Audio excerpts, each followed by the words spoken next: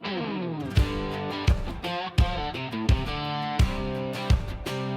up a chair with BDD. Let's play loud. Let's play loud. Yeah. Kick off the cam, pull up a chair, y'all come gather round from everywhere. He's got stories to tell and games to play, living life one stream one day. He's talking highs and lows and in between, the real life bitch you ain't ever seen. It's more than games, it's how we vibe. This is BDD and let's play live. So let's play live. Come on in tonight. Roll with the good times, keep it feeling right. Laughs and stories, side by side. Come hang with BDD on Let's Play Live. He's laying it out just how it goes, from gaming wins to life's little blows. It's a porch-like glow, a southern charm where community's the beating heart. He's talking highs and lows and in between, the real life bitch you ain't ever seen. It's more than games, it's how we vibe. This is BDD and let's play live. So let's play live. Come on in tonight. Roll with the good times, keep it feeling right. Laughs and stories, side by side. Come hang with BDD on Let's Play Live. From pixels to life's dusty roads, we share the ride wherever it goes. Pour a drink, pull up a stream, live in the moment, chasing the dream. So let's play live. Come on in tonight. Roll with the good times, keep it feeling right. Laughs and stories, side by side. Come hang with BDD on Let's Play Live. Yeah, come hang with BDD, yeah, on Let's Play Live.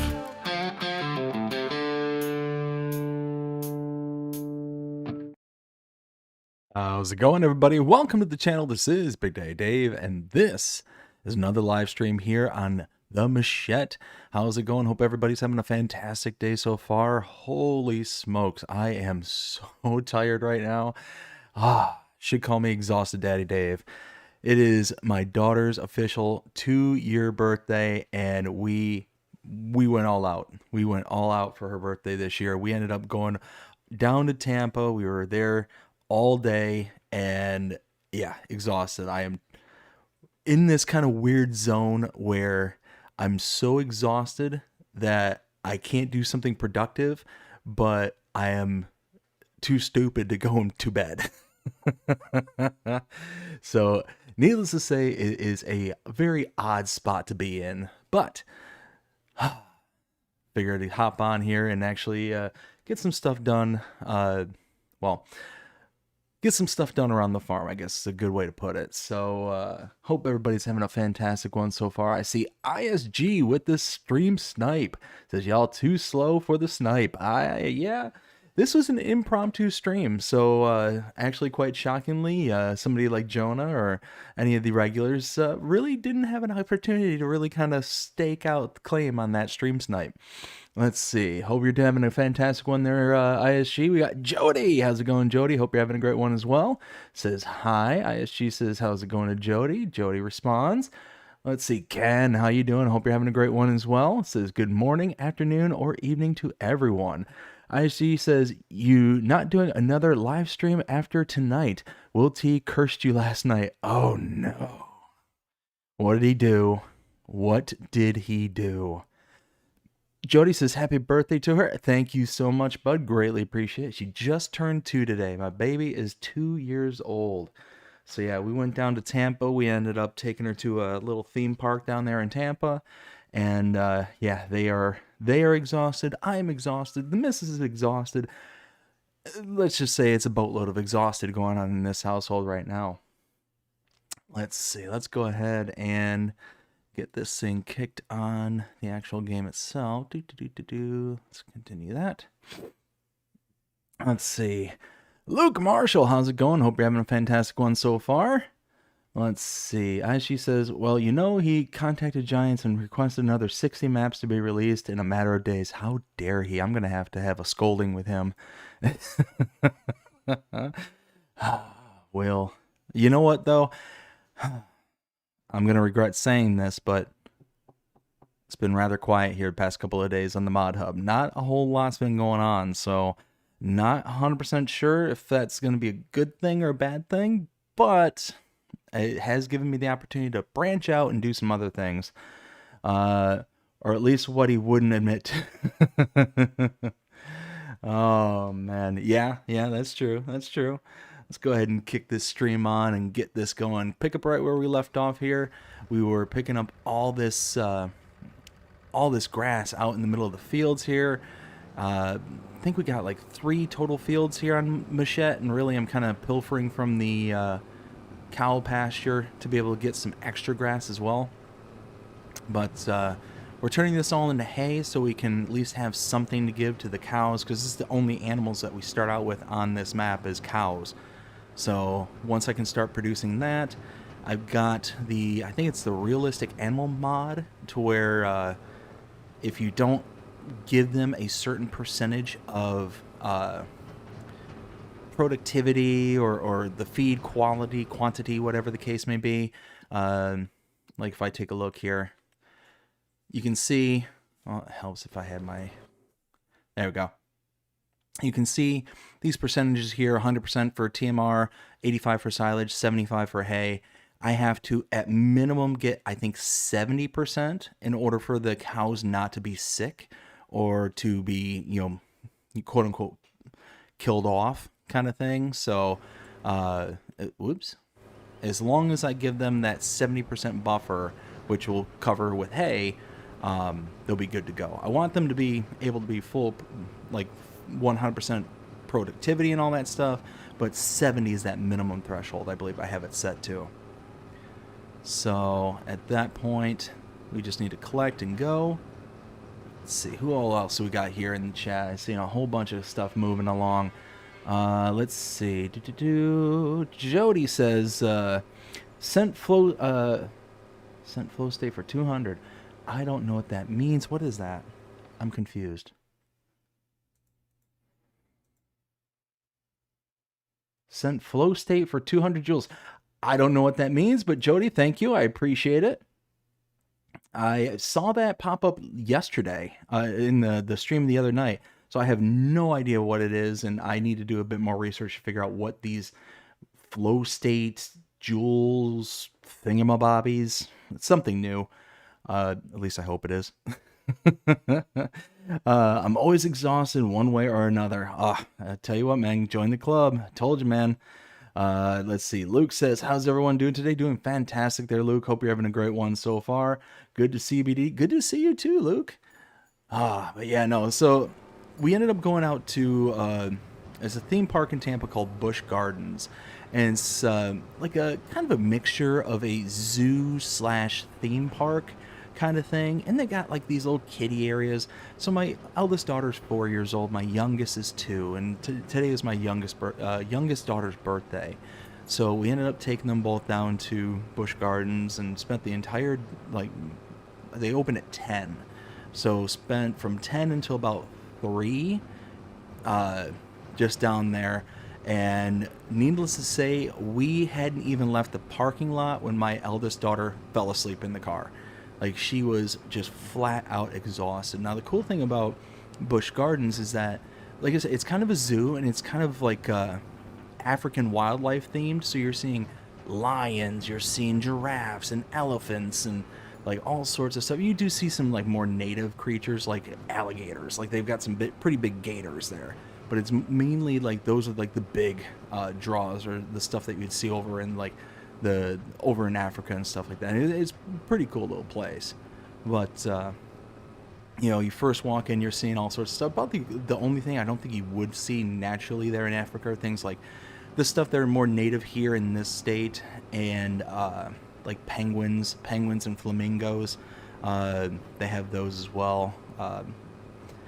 But it's a cool little joint. It's really cool. They got these little kids areas, like two of them that we actually, well, one we stumbled across here today, and it's kind of like a little mini like water park area that they have. So it's just like a couple little spires, like rock spires, with water like just flowing down from them, little jets of water coming from the ground and all that.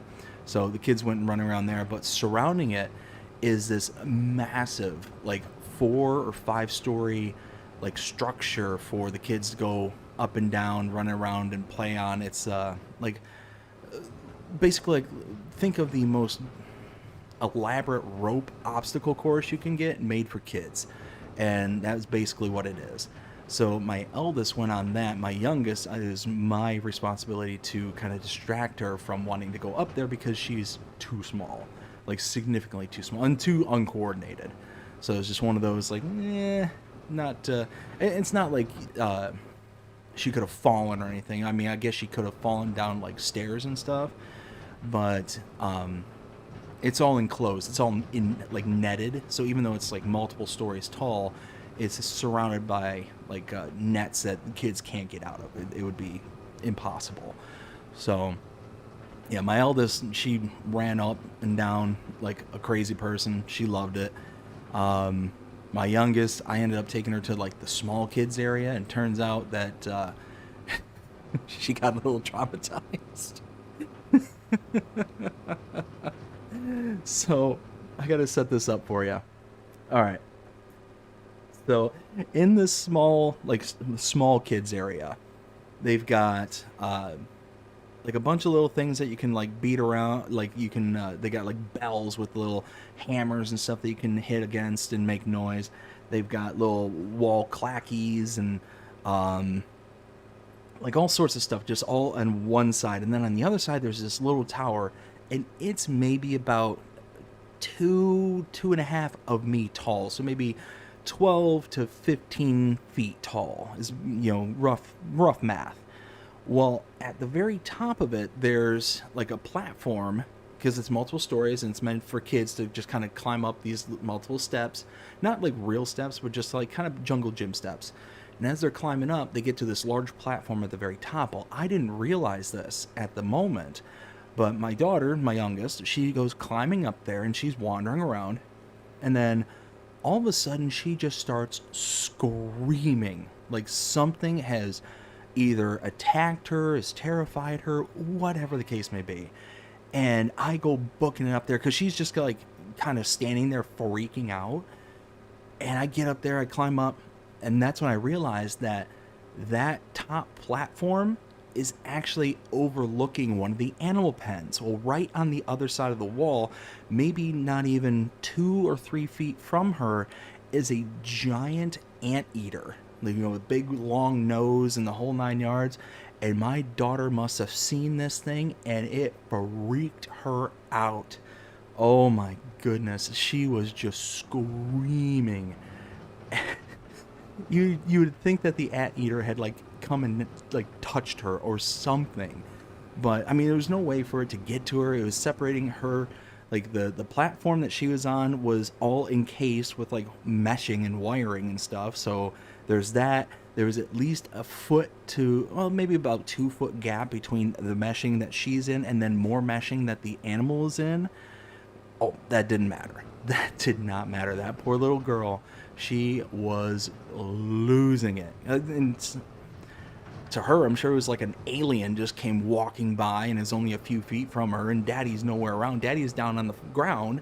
So, of course, when she starts freaking, I go booking up there to make sure that she's okay, thinking that, okay, well, maybe she saw a bug, or maybe she got stung by a bee, or something. I don't know. And yeah, that's when I realized. And as soon as I got up there, she comes bolting to me. She grabs onto my leg, and I look up, and that's when I realized that there's this giant anteater just looking like, what?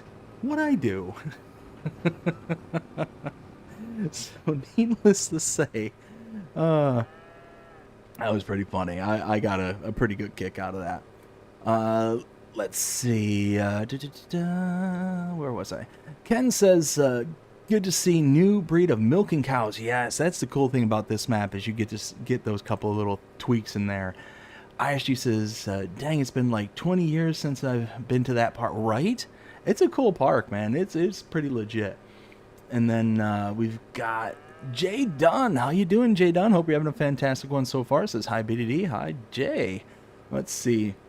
Ken with 2 New Zealand bucks there says, hey, Silo, so cool this map. Oh, yes, absolutely. Oh, why did that just go... That's odd. Let me fix that real quick, because that's just going to drive me nuts. Huh. I don't know why it's like that. There.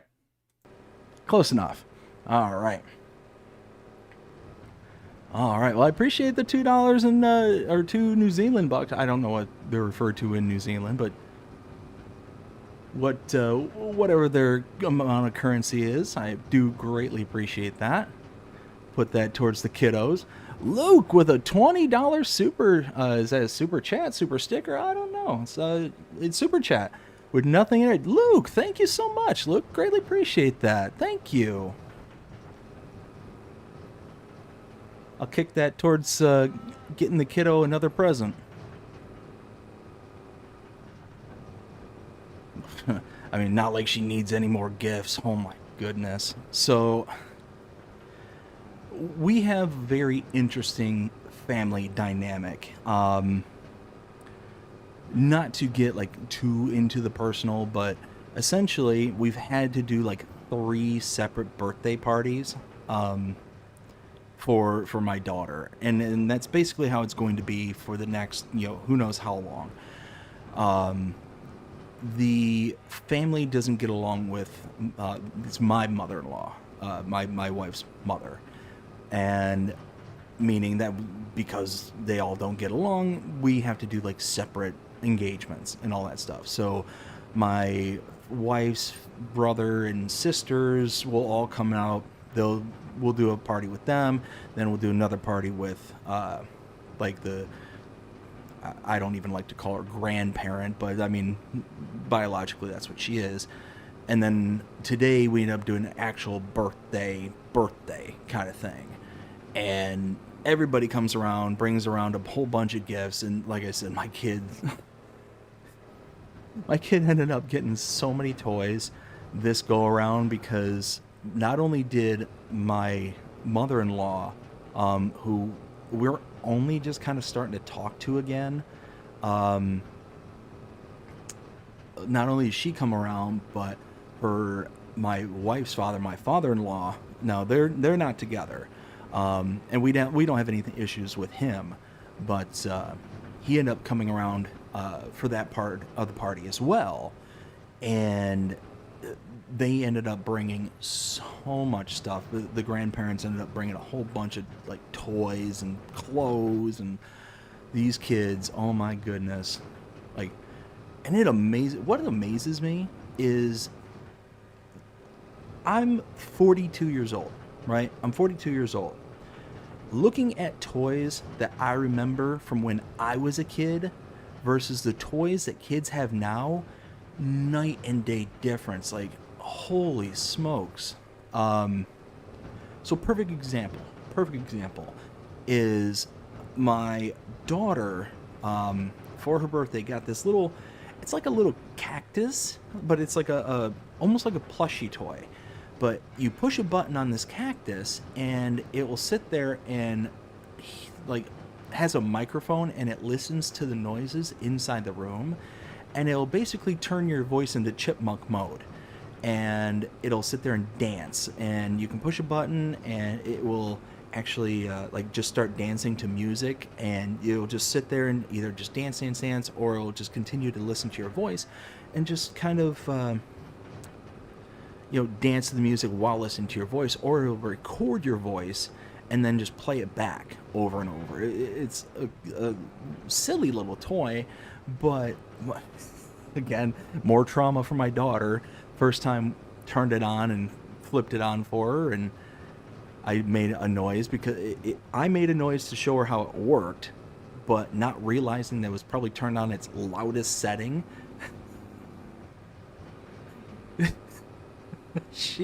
That thing, like, I made a, like, just kind of like a grunt or a kind of noise, but again, it turns your voice into chipmunk mode. And when it turns into chipmunk mode, it gets higher and louder in pitch. So, so I make a noise, it makes a noise, and it scared her so bad. Like, it didn't, like, make her freak out, like, too heavily, but you could tell she was definitely like, I don't know about this. You know, or, like, my eldest daughter, my dad ended up buying her years ago. It's like a couple, like either last Christmas, Christmas before, something along those lines. Ended up buying her this motorized little go-kart, like a Power Wheel kind of thing. But it's not like a Power Wheel. It's a, it's got like, it's basically the adult equivalent of a remote control car for their children.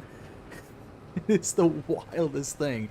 It literally has a remote control to it, so you can sit there, strap your kid into it, and just send little Johnny or Timmy or Sally or Susan just off into the sunset. Just, and that thing, it moves. It legit moves. It's just wild, and you got full control of it. Unless your kid grabs a hold of the steering wheel and just outpowers the motors, you can turn, you can stop, you can reverse, and it's got 2-wheel drive, 4-wheel drive. Like, this thing is absolutely berserk.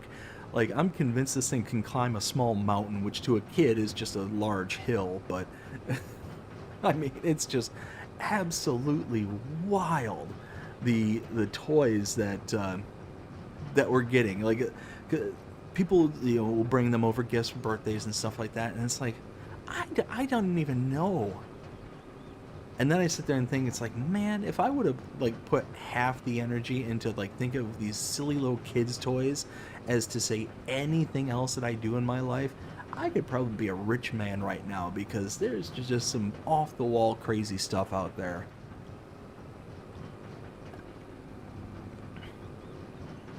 Let's see. Ken says that we grandparents do spoil grandchildren rotten. Oh yeah, yeah, and that's part of the perk, is that you get to spoil them, sugar them up, and send them home. That's the perks of being the grandparent and not the parent. My dad has told me this over and over and over again, that can't wait for you to have kids because I'm going to sugar them up and send them home. Or I can't wait to have kids because I'm going to give them a drum set and send them home. Because it's happened to him. Those kind of things happen to him. Like my aunt, his sister, ended up, when I was a little kid, maybe around my daughter's age, my eldest daughter's age, sent me home from one family Christmas with a small drum set. And I pounded that drum set to no end. My parents hated my aunt for probably a solid 6 months because of that drum set. But of course, she gave it to me, not telling my parents about it. And then I already saw it, I got to open it, so it was one of those, like, my parents can't take it away. But at some point, if I remember the story correctly, my parents did just break it at one point, and they were like, oh no, sorry, don't know what happened. So yeah, I found out later that it was them that, ended up breaking it, but it is what it is. Oh, this entrance. There we go. Just got to back it on in. And then you got to make it fit right in between there too. You see, like, you got to make it fit inside that gate in order to get to the dump trigger. So some fancy driving right there. Again, Ken and Luke, thank you so much for your super chats. Really do appreciate that. And Jody, again, I don't know what that 200 Joule thing is. Regardless of what it is, I greatly appreciate you sending it to me. I'm going to do some more research and figure out what they are, because that is the second one that I've received up until this point, and I have no clue what it is.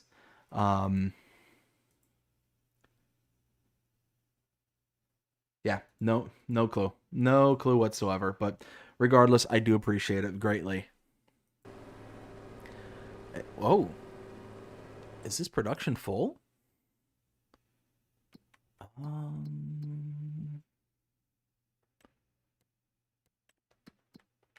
Where? There it is. No? Oh, I was in the right menu. Duh. Oh. Oh, it is full.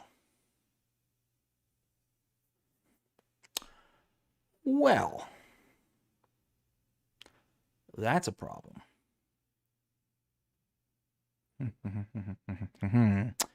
Okay, so I've got this, plus I've got the stuff still in the... I probably would have helped if I would have turned off the, the wagon. Drove all the way here with that on, didn't I? You dope. Wow. Sometimes I wonder why my brain works the way it does. Well, you know what it is? Actually, I know exactly why. Is that half of my screen is covered because of this microphone I have. Half my screen is covered, so I can't actually see the lower right-hand corner. Now, that doesn't excuse for why I drove all the way over here with the implements still turned on, but this is a giant distraction, which is why my wife, guys, my wife is the best. So, what was this for? Our anniversary. It's for our anniversary. Got me these. I need to set them up, but man, they are so good. So good. Look at that. Little lav mics. I'm going to start using these when I do my recordings and stuff. I cannot wait to do that. Even got little matching little pushes. Little ploosh.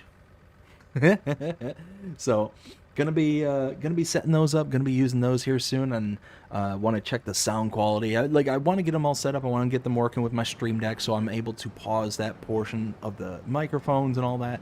I'm gonna try and set it up actually to where I can do like an all-in-one mute kind of system, to where it will mute this mic, those mics, like the entirety of the incoming channel kind of thing. So I'm looking forward to getting that all set up. So, yeah, that's going to be really nice. But that also opens the door. I've been kind of hinting about this. I haven't decided that I'm going to commit to it yet. But I've been kind of humming and hawing about that BDD Cooks, that second channel there doing cooking and stuff. A lot of you guys know I love to cook. Love to cook. I love to make, recipes and all sorts of stuff, and I would just have some fun just doing that. But the only bugger about that is, recording out in the kitchen and all that stuff. Gotta, worry about the kiddos getting in the shots and stuff like that. Like, it's one of those that I don't want my family in the videos like that. Like the kids. What? Are y'all seeing what I'm seeing?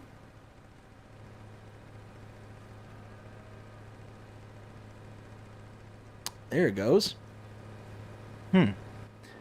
Okay, well, it created oneness. Don't know why.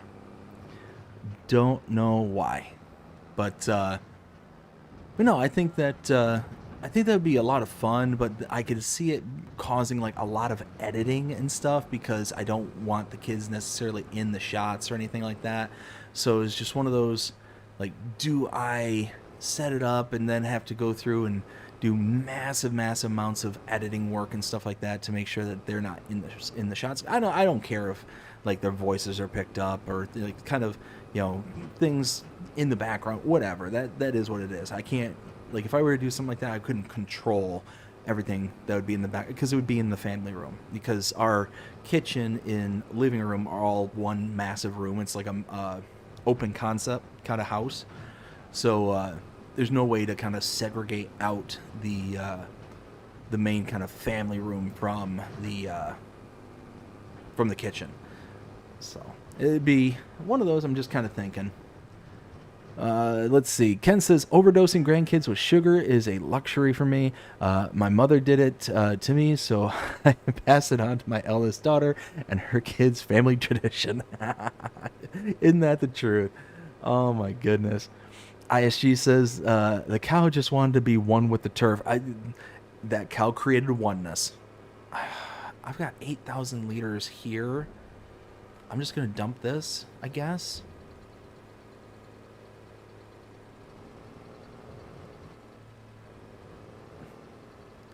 All right, how? All right.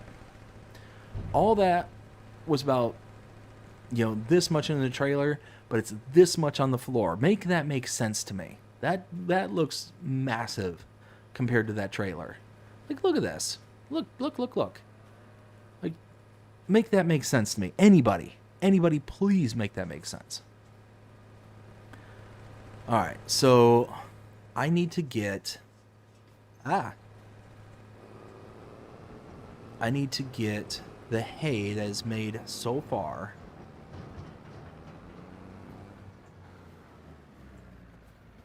Alright, so that... Alright, perfect. So somebody modified height values. Oh my. I am running over fence posts. Yeah. Oh yeah. I'm sure there's a lot of things not too standard with this map. Just throwing that out there. So, alright, let me think. So, I need to get the hay. I need to bring it over for the cows. I've got to take it over to my other cow barn because I've got two sets of cow barns. I've got the one pasture here where I've got the one set of cows. And then I've got another set of cows in the fattening barn.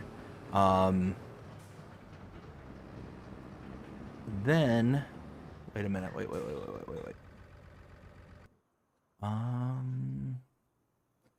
Figure out where I'm at. There we go. This way. No. There's my farm right there. Okay. Oh, that's right. Okay. So I baled all this up. So what I need to do is I need to put straw in. So it's this barn right here. Can I turn off my collisions? Yes, I can. All right.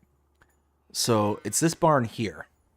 And actually, ooh, no, that looks terrible. I need to add straw there. I don't need anything here because there's nothing in here. But I need to add food so they don't wither and go from there. So first, ooh.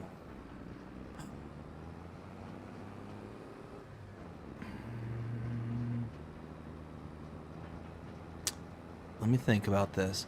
I might be able to cut the bale there in the field, load up with straw, and then dump the straw. Oh, yes. I can do that. I think I can do that. I think I had that mod activated. Ooh.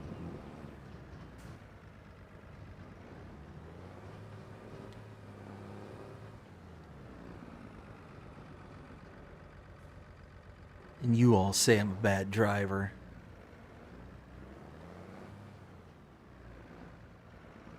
Skills to pay the bills.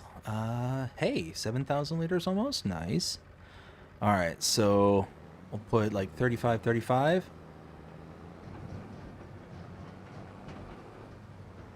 So I'm going to need to plow out each of my fields. I'm going to need to lime, fertilize. You know what? Might not be a bad idea. Let's check something just real quick. Maybe maybe that's what I'll do. So I can plant alfalfa or clover right back into yeah, really, I can do it at all the fields. I can put alfalfa or clover in all the fields that I have. Oh no. Put in all the grass fields. Put in all the grass fields. If I put in all the grass fields, then I can turn around and use alfalfa or clover to get the hay or version of it, and just continue making hay using that production site, that actually might not be a bad idea. Because then I'll have all of the fixings I need to, at minimum, maintain my cows. And then I'd be able to turn around and use that. Because I can use that in the mixers, can't I? On this map, can I use it in the mixers? Yes, I can. Yes, I can. Look at that clover. That silage clover. Yes. Oh, there it is. There's the hay versions of them. Yep, so that's what I'll do. That is exactly what I'll do. All right, let's get this thing spun around. So I think I can dump into it just like so. Ooh. All right, so only want right there. That's perfect. All right. So actually, I just need to double check my setting real quick for my animals, because darn it. Animal, no.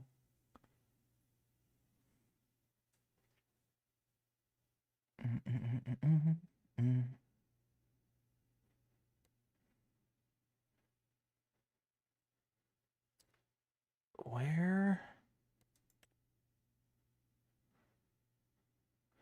Lumberjack. 75%. So that would include the hay. Just want to make sure about that.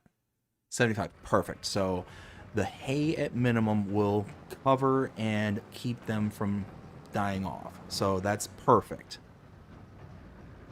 At bare bones minimum. So in the recipe, I have to have at least 75% production capability. So you can see the 75% here with the hay is good. I cannot use fresh grass or clover, or else it will diminish their ability to utilize. So the meadow grass, can't use that by itself, or else it increases the likelihood of them not living, not continuing to live. I need to come over and bring water here. And same thing over at the fattening barn. Yes. Okay, perfect. So let's drop this 3,500 over there. Let's see. Drop this off. And then I can see if I can cut open some of those straw bales in the field there. I can pick that up right from it. I don't think that... Oh, you guys might be right about my driving. I think I saved it. Maybe. Maybe not.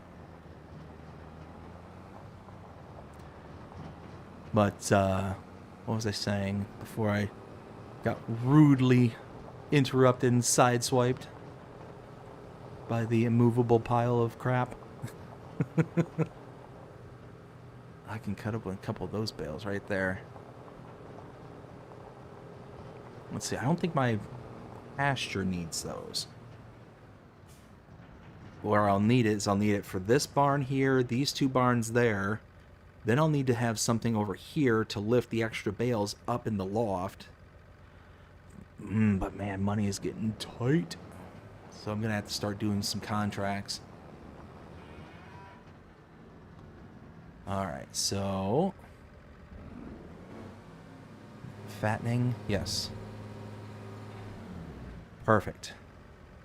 Alright, and they are covered by water. Yes. Okay, perfect. And what about here? Straw, I don't see straw as an input. Okay, so pasture is just a pasture. That's fine. That's for fattening. And this is all for milking. So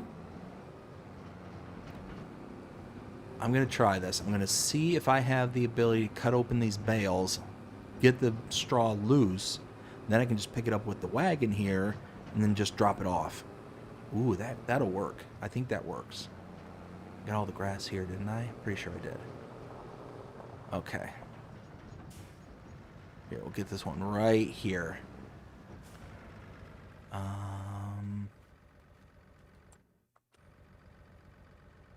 Cut. No.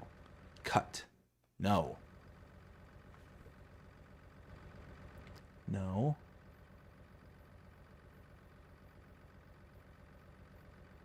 Z. Cut. Ha ha ha ha. Yes. Perfect.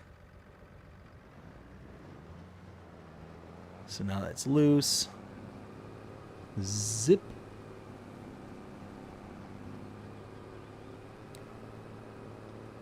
Excellent. Look at that. Look at that. So now we've got loose straw. We can pick this right off the ground. We don't need to get a blower. Tell you what, I wish I would have remembered this in some of my other... I've got like personal playthroughs where if I record like a map tour or something, it doesn't take me all night, and I get like maybe an hour, 20, 30 minutes to myself at the end of the day, I'll just go on and play a map, you know, that's mine, my kind of personal playthrough. Z. Ho-ha! Looky there.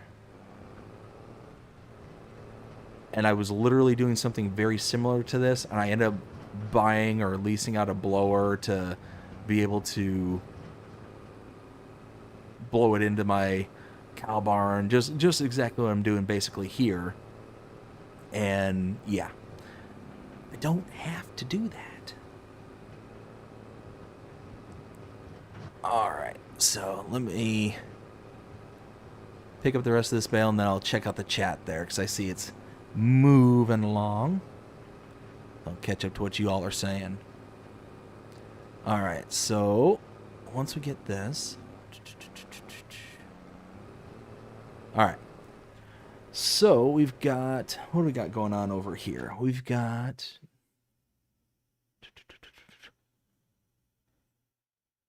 Papa Smurfinator.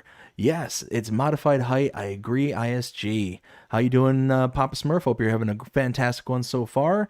Let's see. Gary, how you doing? Hope you're having a fantastic one as well. Ken says, ironically collect all of the grass in the fields just to dump it back into the field when the feed bins. Right there. But see, that's what I'm saying, though, is that because if I were to dump it into the feed bin, number one, it's going to take up space, which is limited in those pastures. So, so the cow pasture here will only take 21,000 liters. And if I were to add, that in there, it's going to be filled up with the 55% fresh grass, alfalfa, and clover, with however many liters I dumped into the ground right there. But it takes up that space, and I think it utilizes the higher productivity stuff first. So I would then have to let it whittle through that 55% fresh grass in order for it to then eventually free up enough space for me to dump in the rest, or I'm going to have to make more and more trips. So it's just a giant pain how the system kind of works. I think that's how it works. Don't quote me on it, though. But, yeah, so it's just one of those... Because you're limited with the amount of space, I try and only do what is like absolutely must do in order for it to work.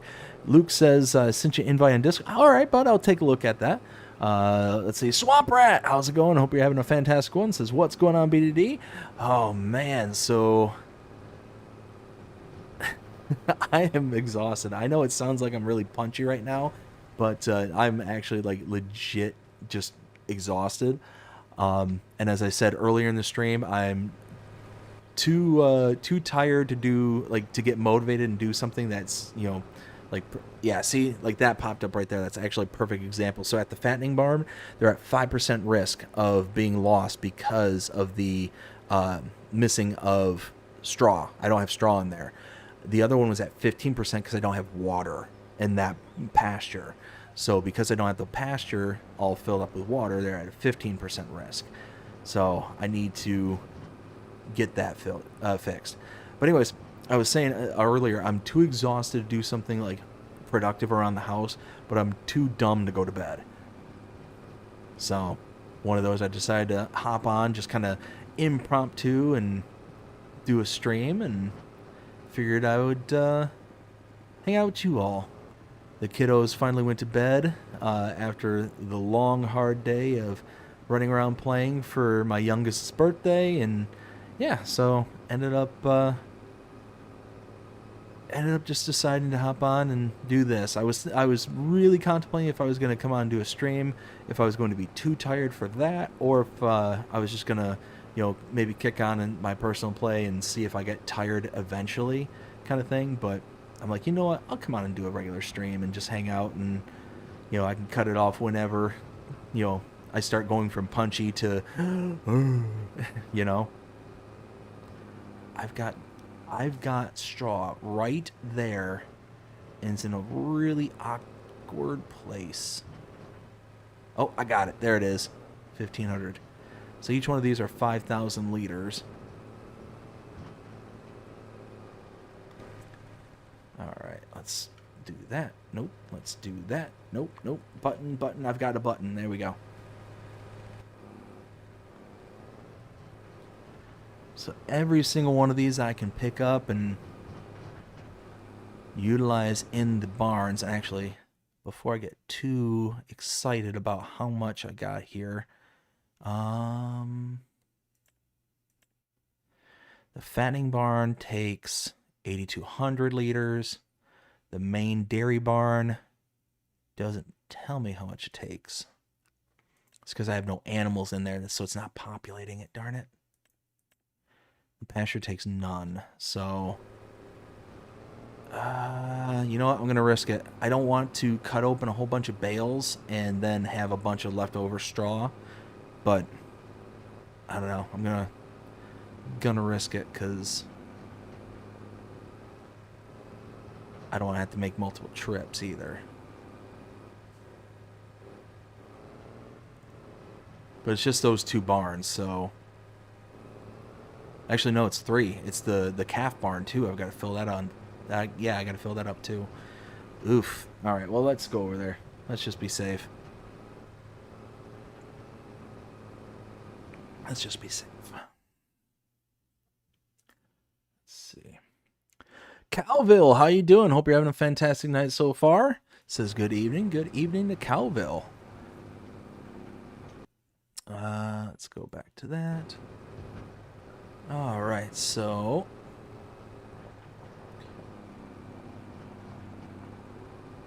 See, these are all the things that are just scrambling around in my mind right now.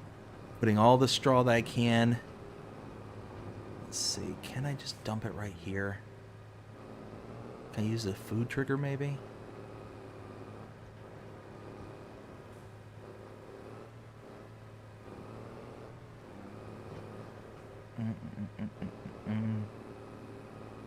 Oh, I'm hung up.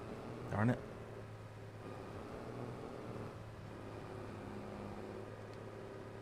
Straw not accepted here. Well, duh.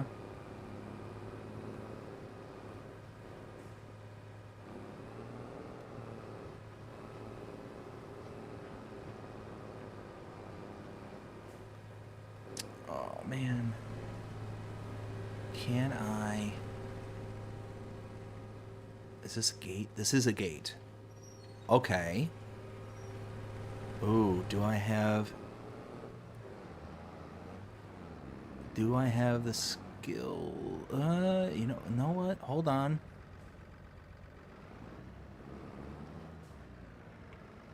If I pull in up here, I think I can back up.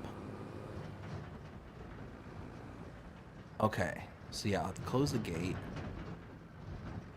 What is that? Oh, it's a slurry pump. Okay. Close that.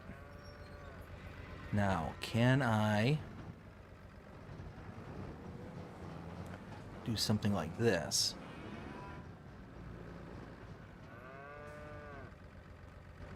Maybe.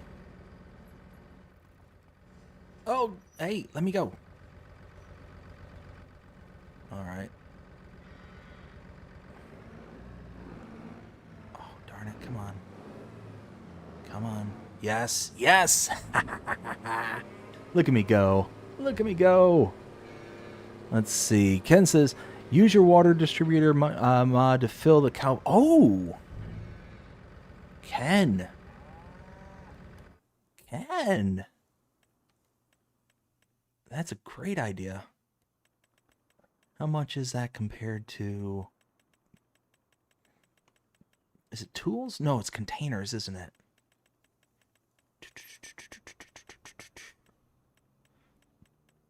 Isn't it?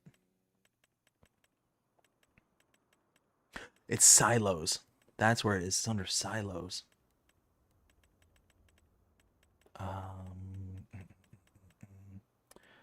Silos.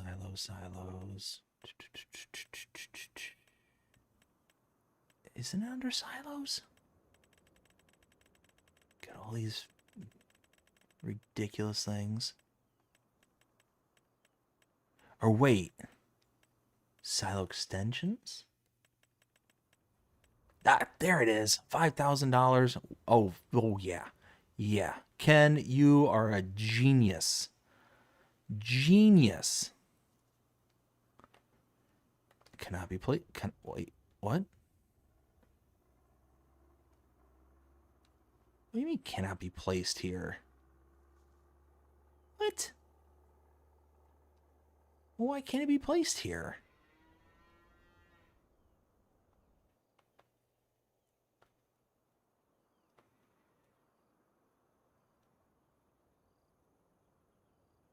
Why can't it be placed here? What? I can place it out in the middle of the thing. I mean, I guess if I place it here, but will this count towards the... Let's see. Luke says you all have a good night. Got to go. All right, bud. Well, you take care. You have a good night. And we'll talk to you next time. Thanks a lot again for the $20 super chat. Greatly appreciate it. ISG says too close to the animal pen boundary. Ah, that makes sense. That makes sense. So maybe right here. Oh, cool. It did work. 1 billion liters. Ah, you gotta love it. You gotta love it. All right, well, water is handled and the barns don't need it, so now can I get through here? Oh, think then, think then. I thought then. Oh, no. I can't. No. No. Is there a gate? There is a gate. There's a go. Oh, there's a gate right there. Yes. So wait. Let me think. Where's the gate come in from this side? Not over here. Not here. Is there a gate? There's a gate there. There's a gate here. Okay. So I could bring it in, back it up into here. I need to back up right to here. Alright, so this is going to be tricky. Well, no. No. Okay, I know what to do. I know what to do. Super Dave, the ultimate driver, is here.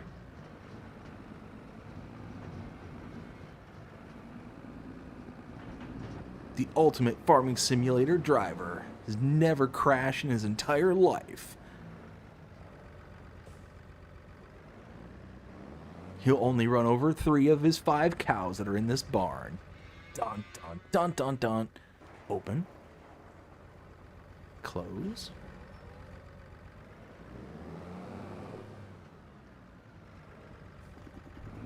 Yeah, look at that. Don't forget to turn on the air con. Oh, yeah, I should turn on the air con. Bam! Look at that. Make the cows comfortable. Alright, this holds how many liters of straw? 40,000 liters! Oh my. Well, what about this one next to it? How much does this hold? I didn't look at that. Another 40,000. Oh my goodness. So we need 80,000 liters. All right. Well, we are going to need a lot more straw. A lot more straw.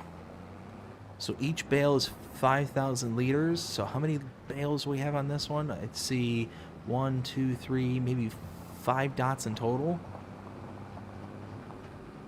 1, 2, 3, 4, 5, I think. All right, well, let's do this. And cut bale. Cut. There we go. I feel like, what's the one robot from Futurama, but it was like the stabby one. It's like, he. It wasn't Bender. It was a different robot. I just feel like stabbing. He. I need to move that away from the... Otherwise, that's just going to be a pain. There we go. All right. So let's run all this straw over. So that should be like 25,000 liters right there. Taco, how's it going? Long time no talk in IR... Well, not IRL, but in stream. There we go. Those are words. Hope you're having a fantastic one there, Taco. All right, let's start picking all this up. So, might as well just run through the entire piles.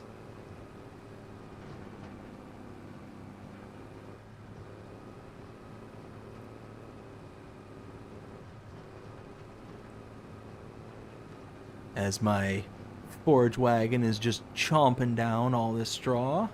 Nom nom nom. It's like my... Should call my forage wagon here Pac-Man. Waka waka waka.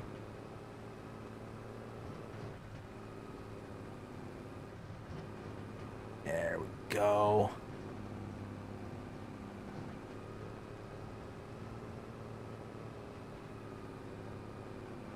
All right, nice. Let's see. I'm great, enjoying a glass of white wine and some old Amsterdam cheese. Ooh, yum. That sounds amazing. Oh, hey, we're full. Pac-Man is ate his last dot for now. Awesome, awesome. You know, Taco is just telling everybody there that my wife, for her anniversary, ended up buying me these really awesome lav mics here.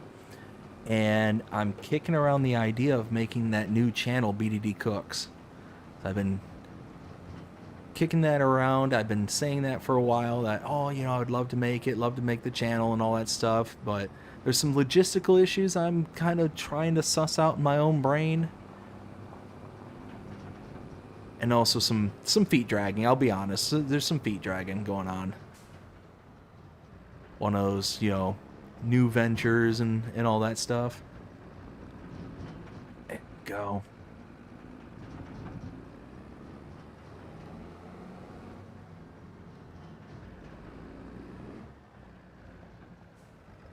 And knowing what you do there, Taco, I would half expect you to come onto the channel premiere if I were to start it up, and then come over and give me a whole bunch of crap.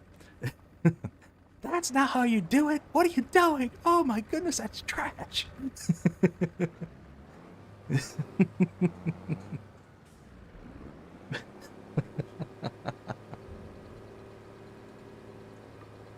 That's right, BDD Cooks.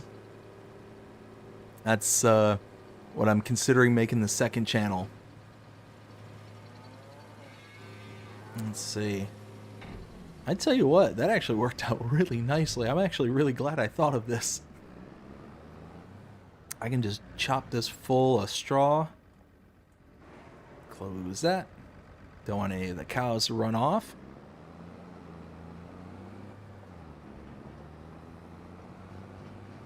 All right, let's pick up those last couple of bales. This actually works out good because then I don't have to have as many bales to store up in the loft. But when it comes time, so I want to make some TMR, and I only have 2 of the 3 components for the TMR at the moment. Oh, hey, easy, easy. 4-wheel steer.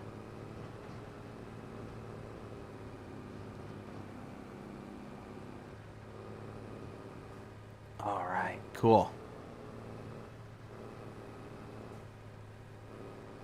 So we cleared out all the bales on this field.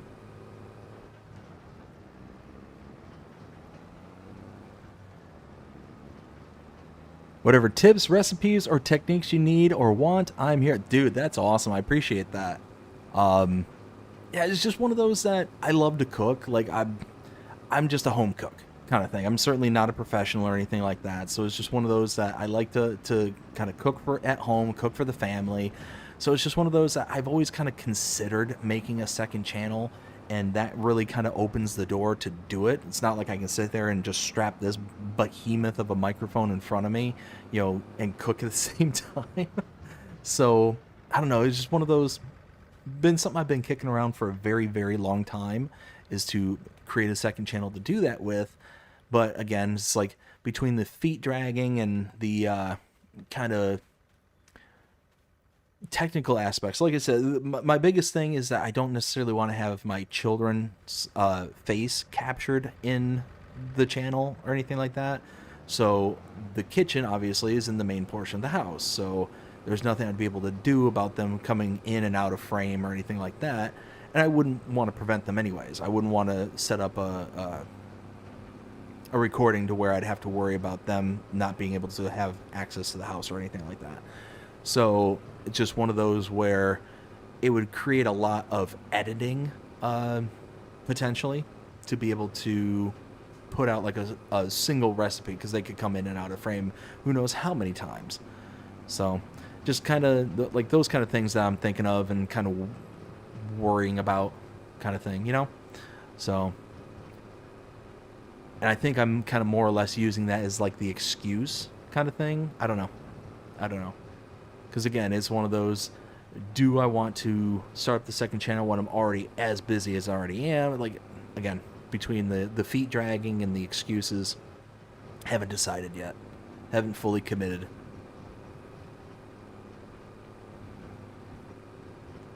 All right, so this thing, let's do 2 more bales. Let's go that.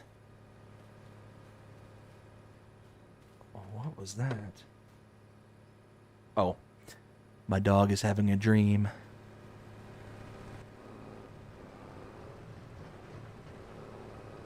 Let's see. Let's pick this up right fast. Waka, waka, waka, waka, waka.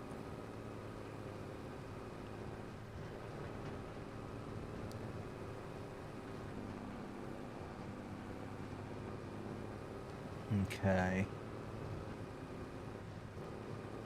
Get this chunk.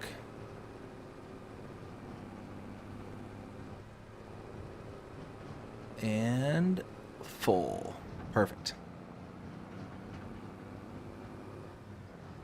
So I should be able to top off the fattening barn.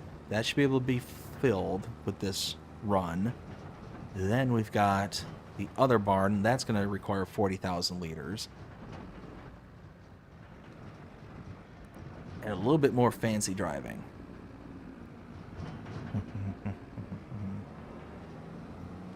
But this will be it. Like, the cows will be sustained for a little bit. I'll be able to continue to make the hay that I have already on hand. Once enough room clears up there, I can pick up the grass in the cow pasture to put back into the hay machine. There we go. And dumped. Perfect.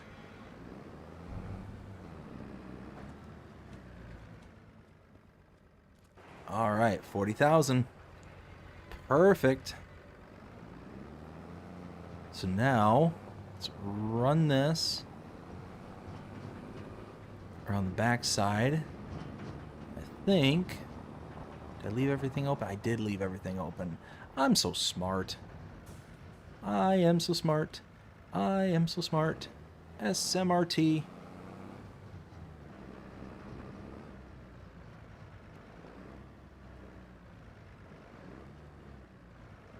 Oof. Oof. You know what? I'll take it. I'll take it. All right. Taco says, I'm working in a professional kitchen since 1983. I know my way around food. And oh, yeah, you do. Yeah, you do. Who baled these fields and why? So a lot of them were baled up to begin with. So at this pasture, or this field right here, these were all baled. Like, just start from the map. These ones and these ones over here, I ended up doing because I wasn't planning on doing this.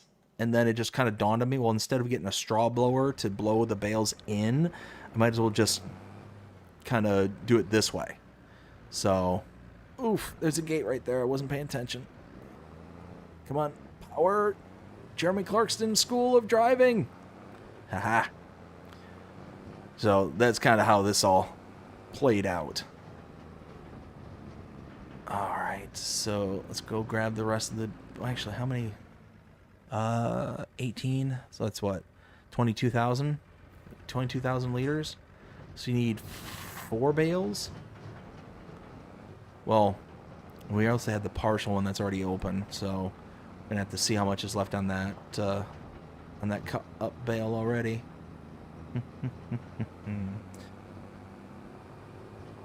All right, so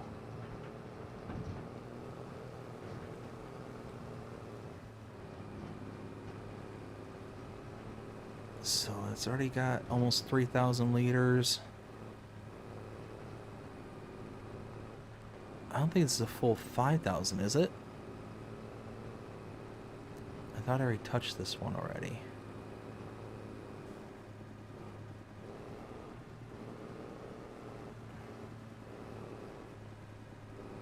A little dot on the ground over there. So there's, yeah, it's 4,000 liters. All right, so each bale is 5,000 liters. So that would be 9,000 plus 14, 19, 23,000. So it'd be 1,000 liters over with 4 bales.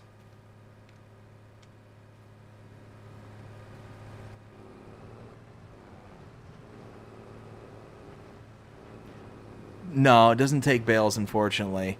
Yeah, if it did, I would have grabbed some kind of like front loader or something. I would have just carried over the bales. But no, every time I've tried to load bales into here, it just doesn't seem to take it. So, and the map maker originally gives you a blower, but I removed all of the equipment at the start of this and ended up only giving myself an extra $50,000. So I started with $150,000 with no equipment whatsoever.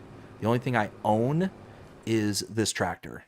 That's the only well, I technically own this forage wagon, but I did that on accident. So you can see, or no, I can show you there. Yeah.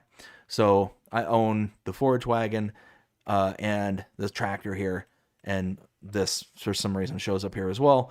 But you can see this I actually plan on selling back because I only have $21,000 and I'd rather have the cash and use this as kind of like an accidental expensive lease. Alright, let's get that last chunk. So at 14,000 liters.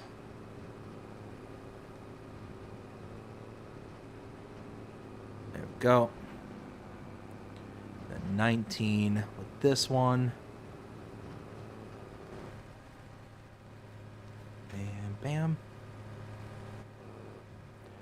Let's see. Bobby, how's it going? Hope you have a fantastic day so far. It says, I won't be awake long but I will continue to listen while I am sleeping. How's everyone? Doing fantastic there, bud. Thanks for stopping by. Let's see. Taco says, I haven't seen the first episode, sorry. So is asked some questions once. No, that's, dude, totally fine. No problem whatsoever. No, really haven't done a ton outside of just kind of getting these fields prepped. So yeah, this particular field was already harvested and baled. Like you can see right here, all these were here. That field there, we ended up harvesting and baling it.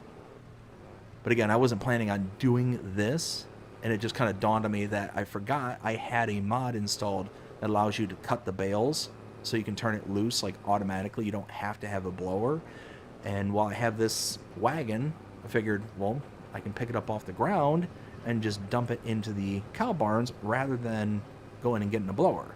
And then I'd have to get a front loader and all that stuff. So I'm trying to think of all these different ways to kind of save money while being also stupid and forgetting that, you know, don't buy the equipment, actually lease it.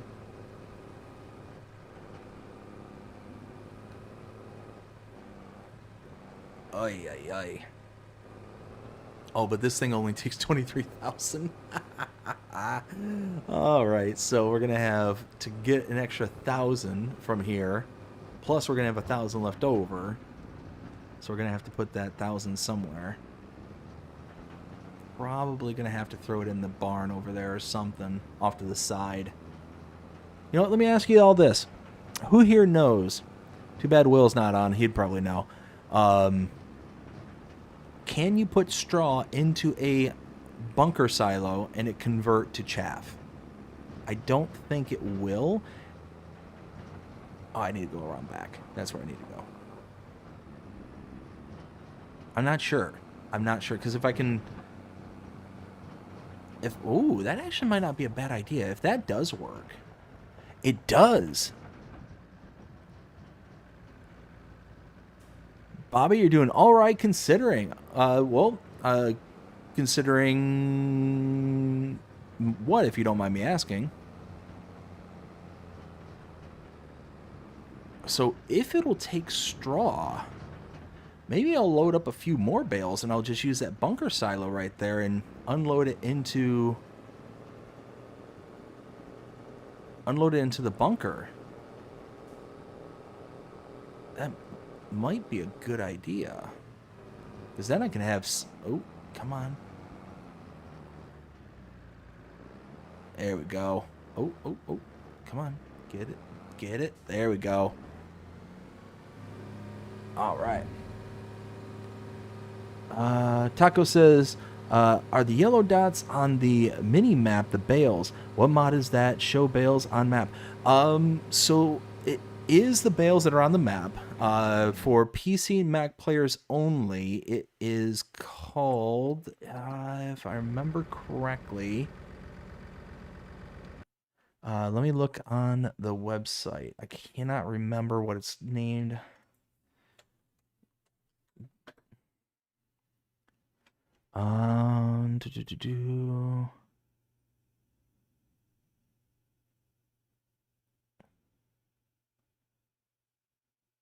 Oh, of course, there's 17 pages.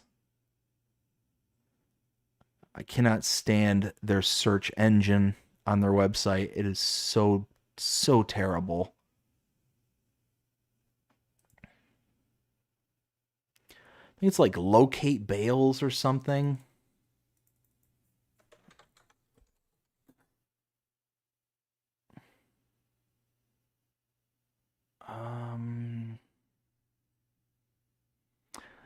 I'll tell you what, Taco, I'll have to get back to you on that one because I'm not 100% certain what it is off the top of my head. Let's see. Check the mean green. Yeah. No, nothing on that side. Omatana silos do take just about everything. 100% accurate there. Wait. Did I'm full. I filled up the barn. How did I fill up the barn? I thought I... Did my math not math? Apparently it didn't. All right, well, I mean, it's full. That's, I guess, not the end of the world. So I'm going to have about 3,000 liters here. All right, so what I need to do is this. I need to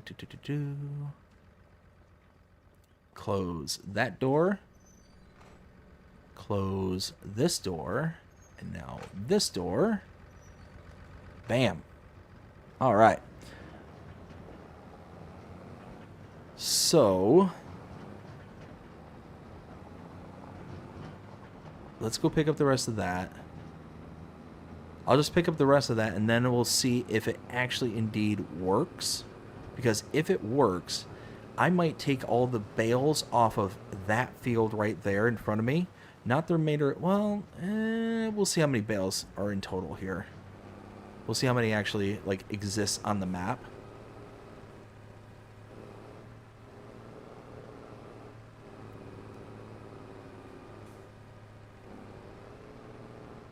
All right, 2,000 liters. So no, my math. All right, my math was right. I don't know why I thought my math was wrong there for a while.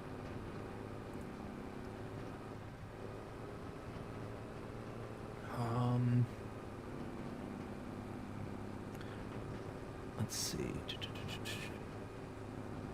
did I leave off? Okay, I see where I left off. So let's go test this out real quick.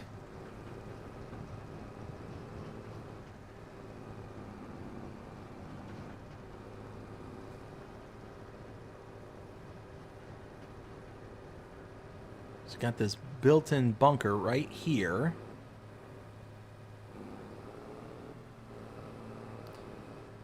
Now watch, I dump it in and nope. Okay, dump cannot be performed. I guess it won't take straw. Alright, let me catch up with the chat here. ISG in the house. ISG says, when I was editing the bunker silo for Forest Hills, the base game ones did accept straw. Ken says, haven't seen a silo that converts straw into chaff. Maybe ISG could make one of those, make that one does. Taco says, don't worry, Dave. I'll find that mod. Don't sweat it. All right, bud. I appreciate it. Yeah, it's something like bale locator or bale find. It's something along those lines, but it does give the different impressions on the map here. So you can see like the orange or yellow dots here are for straw. There's green for like a dark green for grass. Basically mimics the color palette for the bales themselves. Dark green for grass, light green for hay, like a brownish for silage. And then there's other ones for like the cotton. I think it's white for cotton. And for wood chips, I think is another color of brown. I think it's like a light brown for wood chip bales. All right, well, that's a bummer. I'm glad I didn't rip through and try and cut open a whole bunch. Let's see. Bobby says, I have court dates tomorrow and next Friday, traffic issues. If anyone gets a traffic citation, take care of them ASAP. Aw, man, that sucks. Well, yeah, hopefully it does work out for you. Hopefully it's not too big of a deal for you there, bud. ISG says, I take it back. Oh, well... See, I'm glad I checked. ISG. There we go. Take it back. They do not, but it's easily added. Taco says, Bobby, just watch your speed and have your papers in order. No problems. Yeah, I mean, that's ultimately the quick and easy way to do it. Let me figure out where I can set this straw for now. I can't put it in the bunk. You know what I can do? Oh, that's a manure pit right there. That's where it spawns. Does this link back to both of these? Well, this is part of the fattening barn. So where is the... Oh, and there's the manure heap right there. Okay, so it does have two distinct manure heaps. That's fine. Where does the slurry come out here? Right there. That's where it comes out. Yep, there's a little jet for it right there. All right, cool. Well, so manure will spawn there, and slurry has gotten out there, And then pretty much the same thing. We saw the thing there. Manure spawns here. I don't know where the slurry comes out for that one. Slurry for the fattening barn is there. Is there no slurry for the babies? What if I... You know what? Open this gate. I can just put it out in the field. That's what'll do it. Aha!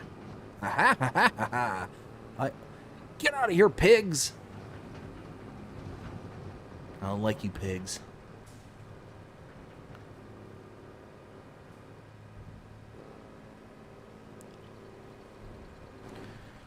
Get out here.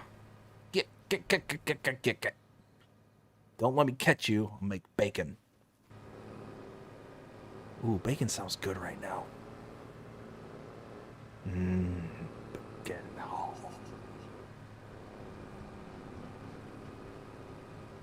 You know what I made the other day and they turned out amazing was some... Why do I still have that turned on? Oh, it's so annoying. I made some delicious BLATs, blats. Bacon, lettuce, avocado, and tomato. Oh, it's turned out so good. So good.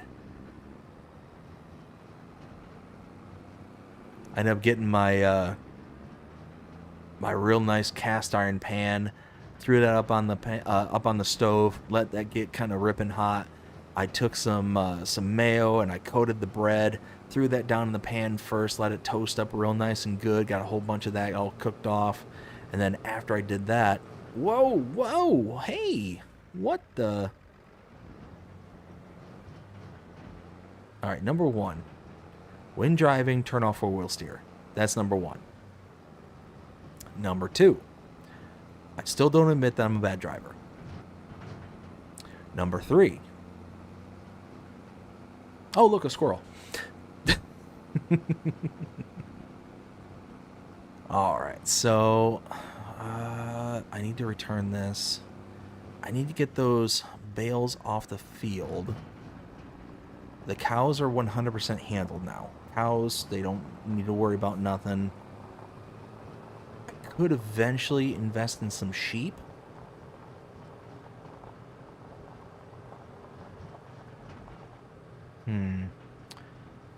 Could invest in some sheep, and I've got...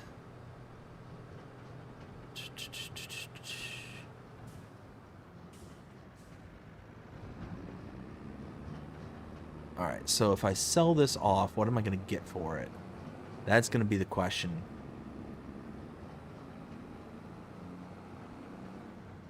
And turn...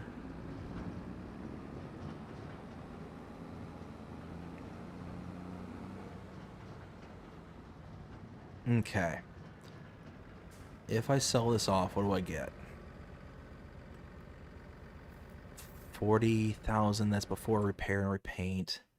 What did I pay for it?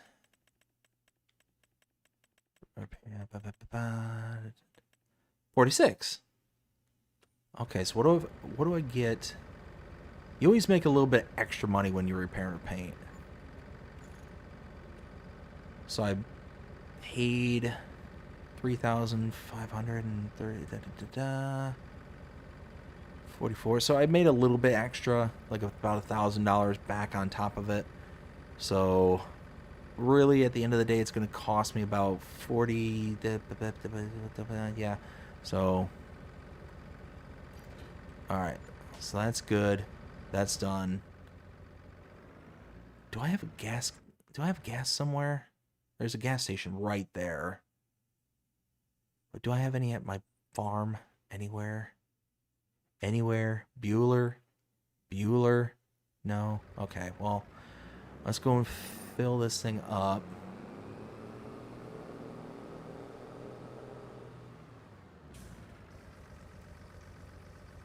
Alright, let's see. Where was I? Bobby says, ISG, I'm looking forward to the pending Pennsylvania map. Oh, yeah. Oh, yeah. Oh yeah, there's a few maps that are coming up here that I'm really looking forward to. Taco says, you got so much straw. The straw production for FS22 is now available for FS25. You can make hats and baskets and more with straw productions. Now, you are 100% right about that. I could install that somewhere, but then I got to put the money into installing it. So I don't think that's going to be a good short-term solution. So what I'm kind of kicking around the idea of doing is I'm on medium difficulty for the map. I haven't checked this yet, but I can sell TMR and get $2,246 per 1,000 liters. Now, that's a pretty good bargain right there. That's a pretty good deal. I am on medium difficulty, aren't I? That sounds really high. Yeah, normal. Okay. Normal difficulty. So I whip up some TMR, get that to the cows eventually, and go from there. Let me also get this stupid thing out of the way. This is... I'm so angry about this. I'm so angry that this stupid tub is not pick upable by hand. You have to enable super strength in order to just pick this thing up. It is so dumb. So dumb. I always buy these things because they're dirt cheap. When you compare prices, like look at this. Your silage additive for 60 liters is $3,000. Or you can get it's technically 50 liters. Like if you look at it, I took about 10 liters out of this, so it's, you know, down to 40. It says in the shop, of course, that is 100 liters, but even at 50 liters for $300, it's significantly cheaper. Significantly. So you're only 10 liters less for $300 as opposed to 2,000, almost $3,000. And this one's just dumb. Whatever this is, that is dumb. 2,000 liters for $80,000. Like, I don't know why I have that installed for that price. It's ridiculous, that price. Oh my goodness. Anyways, now I need... I mean, really what I need is a front loader and a grapple, but will that give me enough height to get up in the loft? That's the question, really. Let's turn that off. I want to see something just real quick. This way is the farm right here. So you can see the loft is right there. That's going to be a stretch with a front loader. That's really all I've got. I don't have money to mess around with it. So here, let's go. This is under small tractors, is it not? Yes. Oh, no combinations? Really? All right, well, how many horsepower do I have on this? I think I have 150. I torqued it up.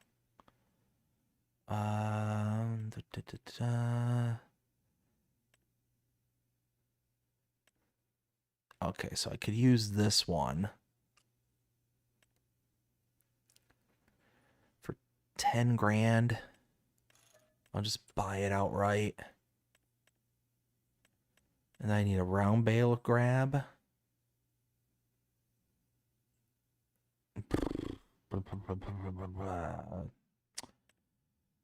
What do I want to use for that? Front loader tools. I do have these auto grabs here, but I might go something different. Maybe the bale spike from Chris and Riley S. These have straps in them.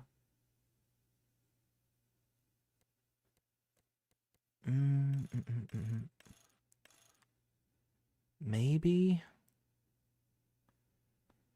Yeah, why not?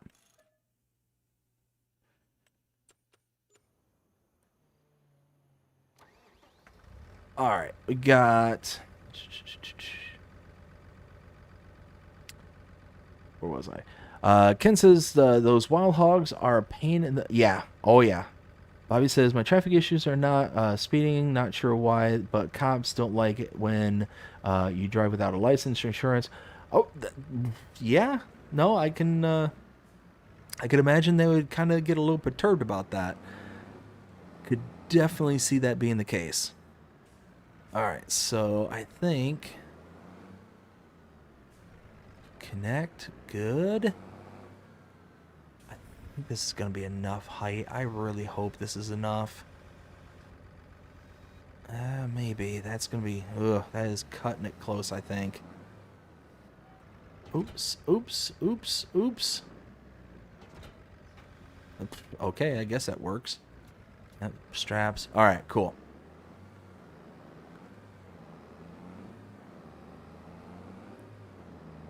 So let's go back to the farm. We'll take care of the bales. Once the bales are off the fields, then I can start to plow them. No, mulch. Gotta mulch them. I should have kept that. Oh, I should have kept the. I should have kept the mower that I had. Doubles as a mulcher. But, you know what? I'll pose this to you all.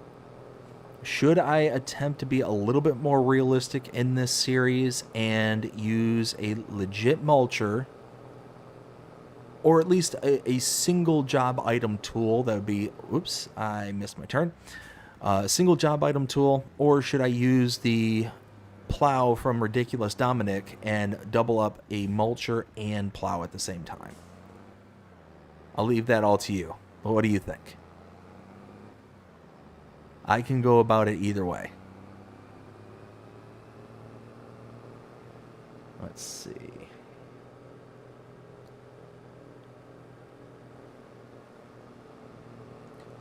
So I'm thinking that field there, I can replace with clover or alfalfa. Doesn't matter which, really. I could do one or the other. Then this field, well, technically this isn't a field, right? Okay, this one isn't a field, but this one up here in my pasture is. So this one I could plow out, replace with grass. Did I? I did. Okay. Let's go plow this out. Does this require plowing? Yes, it does. Okay. So I need to plow out all my fields, all 5 of them. So 1, 2, 3, 4, and 5. I could replace this with grass because that would just kind of make more logistic sense that grass would be here, not alfalfa or clover. This one I could put either alfalfa or clover. And then these ones I can remain at some sort of something or other, you know? I can put either like some kind of crop back into them. I think that's what I'll end up doing. All right, so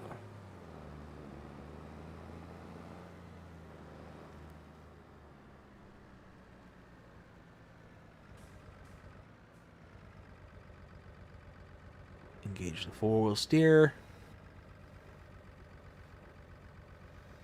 I tell you what, that little mod at the bottom left hand or bottom right hand corner of the map, or the HUD, is one of my favorites, especially when it comes to like doing telehandler work or, you know, front end loader work, things like that. It is so helpful to know where your implement is in relationship to the ground. Oh, I love it. Again, I wish I remembered what it was called. Oh, that's right. When they're on the spike, it doesn't actually... yeah, it might clear it. Oh. Oh, man, this is going to be brutally tough. Maybe. Hey, you know what?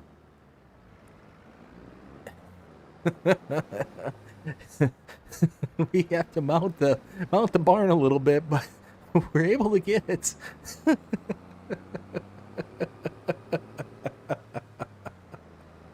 Oh my goodness, that was ridiculous. But hey, you know what? If it works, I don't care personally. Oh my goodness. All right. Where was I? Where was I with the chat? Ken says, there goes the crop. Yeah, oh yeah. Bobby says, Ken, good to see you again. We got Taco says to Bobby, that's having papers in order. Yeah, true. Let's see. Ken says, same here, Bobby. Turned 60 a couple weeks ago. Bobby says, Taco, it's all my fault. I don't blame the officer. Gotcha. Use a pallet fork? I could have. And actually, kind of thinking about it now, I probably should have. I wish I would have. Let's see. Front loader won't reach that high. I mean, kind of did. Kind of did. The Q7 should reach mulch and plow. Okay, we got to vote for mulch and plow. Okay. That'll save us a step. Bowen, how are you doing? Hope you're having a fantastic day so far. Says hi. Let's go ahead and check out the other streaming platform as well. See if anybody else is chatting. Nope. Nobody's chatting over on the Mean Green. All right. Pick up one.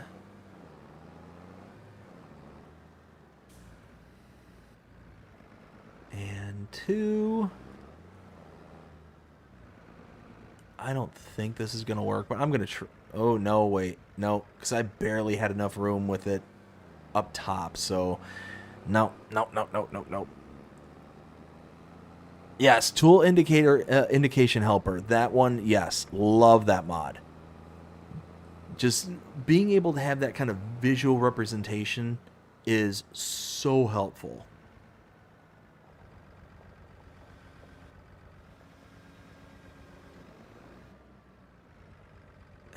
Hey. Okay. Mount.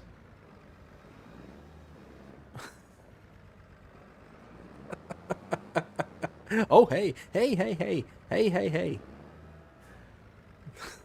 It's so stupid, but it works. It's so stupid. Oh, my goodness. Oh my goodness. Jonah, how's it going? Holy cow, I'm really late to this one. The day I forgot to check. I mean, look, bud, to be fair, I didn't set this up until about 9:28. So, to be fair, not your fault. All right, we got this one. One of those that did not decide to stream until about 5 minutes before we actually started, kind of thing. As I was telling everybody earlier today, or earlier in the show, today is my youngest daughter's birthday. She ended up turning 2 today, and we ended up going out to Busch Gardens out in Tampa, and the kid has had an absolute blast, so much fun, but I'm exhausted. Like, wifey and I are absolutely exhausted. Chasing them around all over the park and all that stuff. We did a little bit of everything. And kiddos are obviously exhausted too. My eldest, she ended up passing out maybe a minute after we put her down in the car. Like, almost literally. We didn't even make it out of the parking lot and she fell asleep. So she slept in the car. It's about it's a couple hour drive away from us. So she was out for most of the trip back home. And my youngest, she slept in the stroller while we were starting to leave the park. And she ended up waking up right as we got into the car nope, that's going to be a bad. But as we,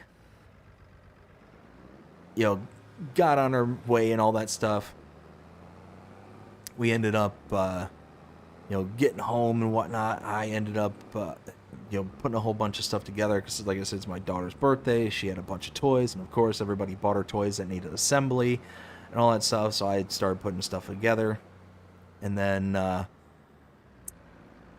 ended up deciding it's like, you know what? I don't necessarily want to worry about making an episode or anything like that, having to like kind of figure out direction and stuff like that. I just want to more or less come on and play. But I basically, the way I put it earlier was, I'm too exhausted to be productive, and I'm too dumb to go to bed. So, one of those where just decided to come on and do this. Let's see. Let's see. ISG said, Jonah, did you miss your train? Taco says, congrats, man. I appreciate that, Taco. We got Jonah says, nope, not today. Caught my train today. Ken says, wish someone would make hay elevators for the game. That would be sweet. That would be sweet. I mean, they got something kind of similar to a hay elevator. I think it's under belts. They got something like it, but it's kind of like an old school looking thing. Like this thing, the conveyor. I think this is supposed to be for, or no, is this for hay? I thought there was one for hay. Like for bales. I thought it was the conveyor, but I could be wrong. Anyways, or you know what? Maybe it was a PC mod only. Maybe that's why what I'm thinking of. Anyways, yeah, having a conveyor would be kind of cool. Because then you could just plop it down there and just set it up. Oh. Hey, come on. There we go. Now, let's do like that. Drop that down. This. Let's see. Let's see. Reaver, how's it going? Hope you're having a fantastic day so far. Says, wait, did I wake up in a parallel dimension? I mean, anything's possible. If 90s television has taught me nothing, that anything is possible. Jonah with a $1.99 super chat. Jonah, thank you so much. Says, first person for the next 5 minutes. All right, well, I guess we'll do that. First person mode is going to be quite interesting. All right, so let's get this bale right here. Oh, no. Jonah, I blame you for this.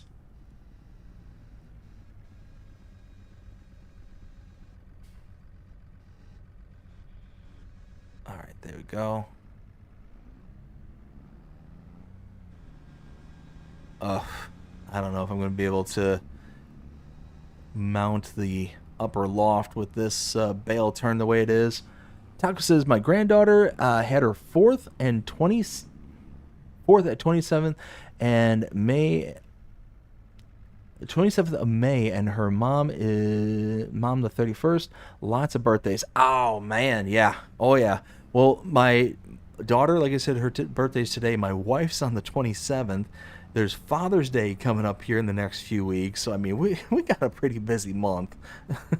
So, lots of things going on. But again, Jonah, thank you so much for the $1.99 super chat. Greatly appreciate it.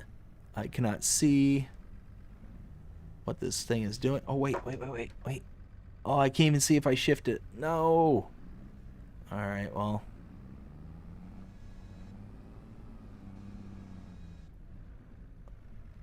Oh, Jonah.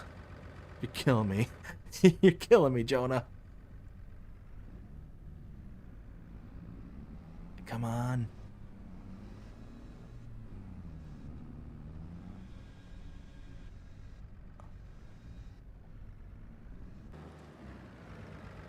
Uh-oh. Uh-oh. Oh, crap. Did I get it off there? I can't tell. Yep, I did. Ha!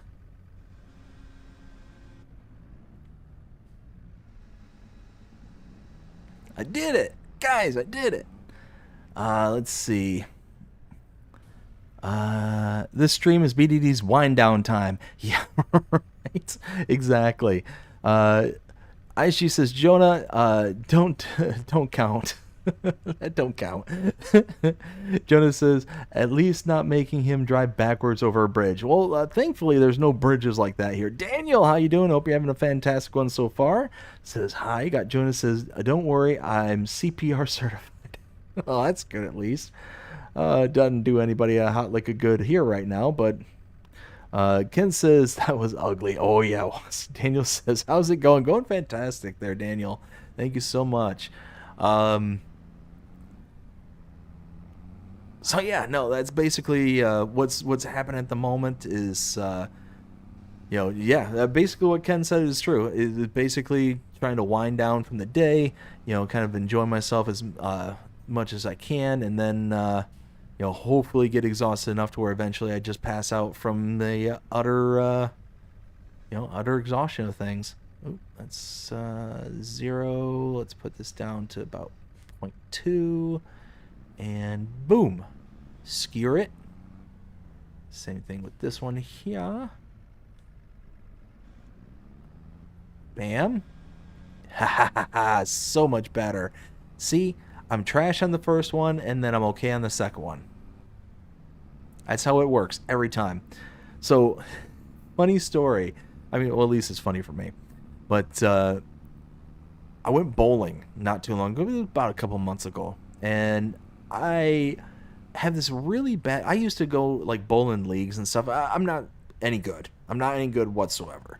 But I might get, I don't know, maybe like a 130, 150, somewhere in that ballpark, if I'm having like a okay day. So what ends up happening is every single time, my first game, I'm trash. I am absolute trash.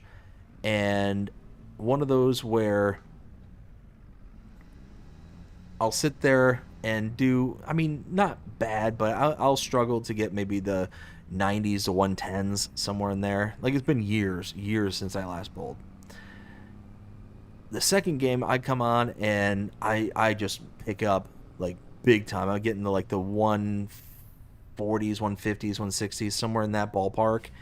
And I'm like, night and day difference between round number 1 and round number 2.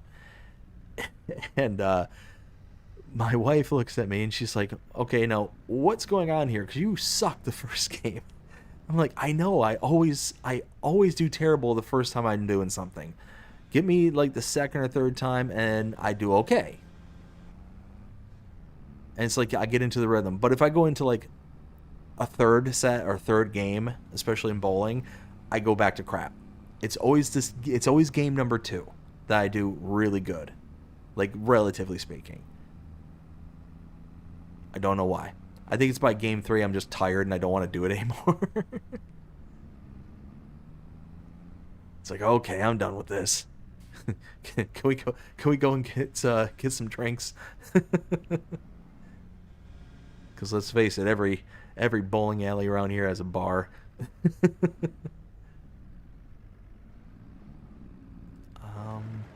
Oh, help if I tipped it forward, maybe?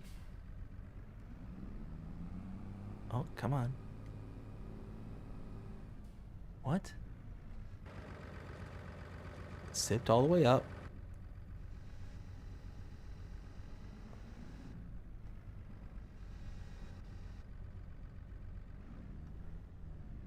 Alright, so let's tip this down.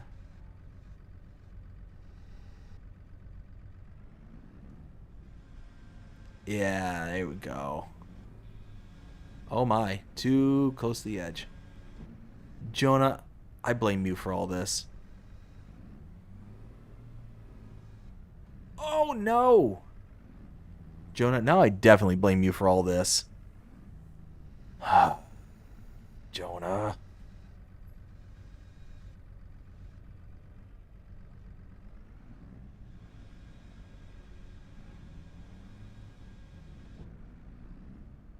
Alright, come on. Come on. There it goes. Alright, has it been 5 minutes yet? I didn't see when that chat came in. I didn't look at the time. Alright, let's see. Where was I? There we go. Reaver says, did I hear we need to start driving backwards? Oh, come on. I don't think this thing, it does. Oh, it doesn't either. Come on. Reaver, why? Don't worry, I won't. Or will I? I figured like the Dr. Evil, like the whole finger and the... why are we driving backwards? Because they want to torture me. Look through the top window. I don't have a top window on this. Do I? I don't think so. No, that's controlling the arms. Yeah, I don't think I have a top window in this thing. Do I? No, doesn't look like it. And Jonah, to be fair, that doesn't count as me cheating or anything. I was just looking at the tractor. I didn't do anything. Alright, so let's go. Oh, whoa. Front wheel steer. Actually, I don't know why I did that. I want all wheel. Alright, I need to look around here real quick. How many bales do I have in this field? Oh, it's the last one in this one. What are you doing out there? Why are you all the way out there? Why? Little bale ran away on me. We have a rogue bale. We gotta go hunting down the bale. Darn it. Change your field of view. Can I change my field of view? Hold on. Settings. General settings. Camera.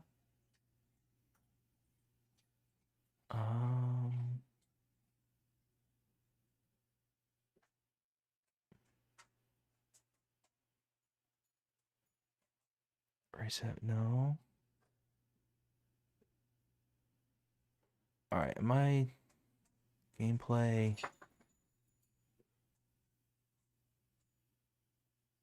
You know what? I'm not going to worry about that right now. I'll worry about that later when it's my time.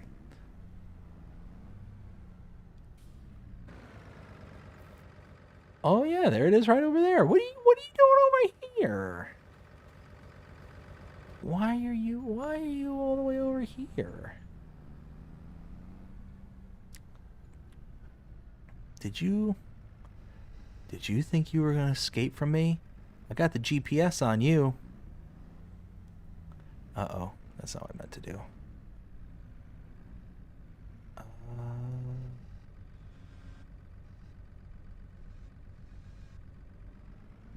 Alright, there we go. Perfect. We stopped the rogue bale.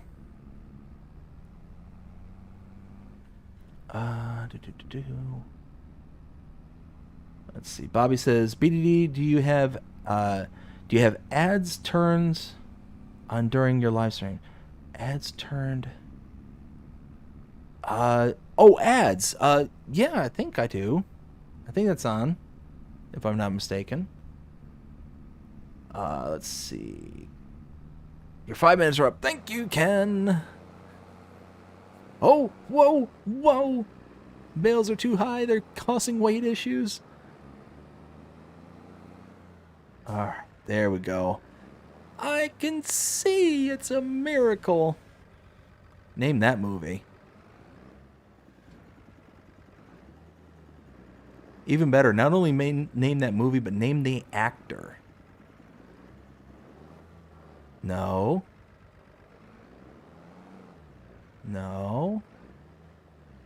And now I'm trash again. What the? Come on, there we go.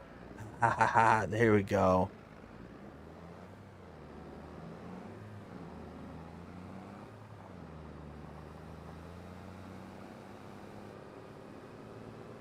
Okay.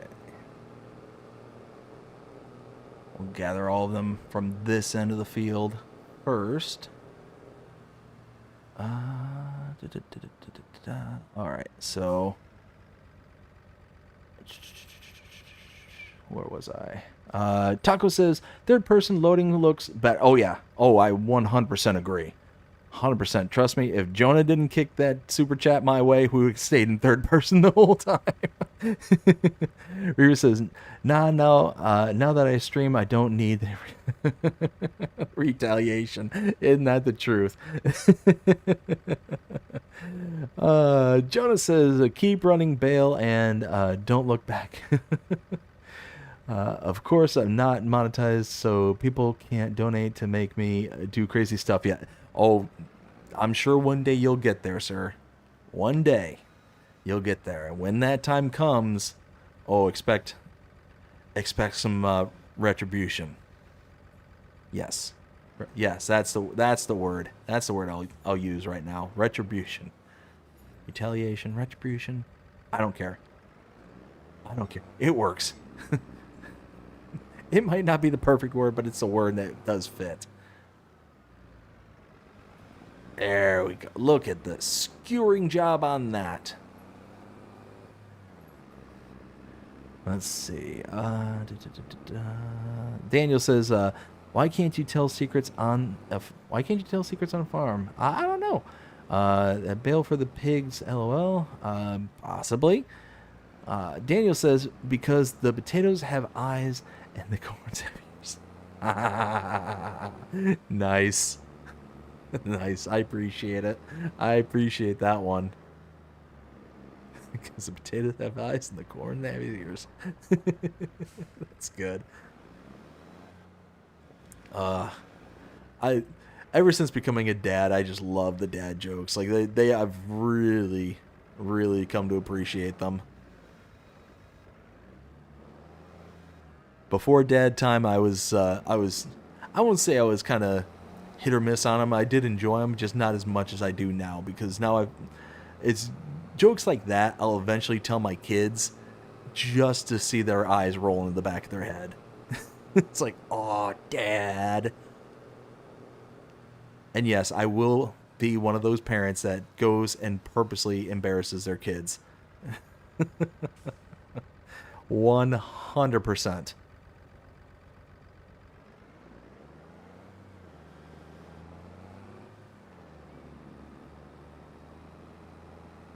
Not only that, but I will be one of those parents that will purposely embarrass their kids, especially if they do something wrong.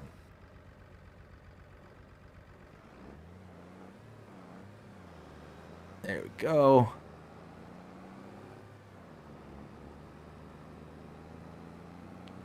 Let me get you all's opinion on this. I'm rather curious. So, one time I saw a video on the internet, this is a while ago, where there was a father and a child. There was a boy.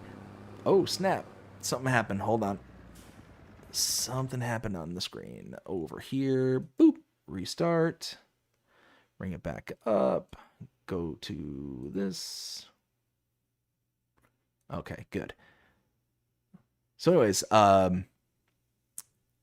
a father and his son were on the side of the road, and the father apparently caught his kid doing something he wasn't supposed to, and the father made the kid get one of those old school, like, personal billboard signs, like the one you'd wear over your shoulders, and it said exactly what he did wrong on the billboard. I think the father caught him doing drugs or something, like had like marijuana or something, like on his person or in his room or something along those lines, right? So he ended up like saying, this is what I caught my kid doing, and da da da da. What do you all think of that? Like, that would be something I would, like, I hope I'd never have to go through something like that one of these days, but it'd be something along those lines I would consider doing. Like, being like really like embarrassing moment, and I don't even know if that would necessarily change any behavior or anything. I don't know. It's just, at the time I thought it was hilarious, and of course it was before I was a father. But now coming at it from the kind of father's lens, I was like, I don't know about that one. Like, I forget exactly what it was that the billboard said, but it was something along the line, like it was something that the kid did wrong, and he was just standing there on the side of the road, and that was his punishment, was standing on the side of the road and letting everybody know that that's what he did, and that's why he was there.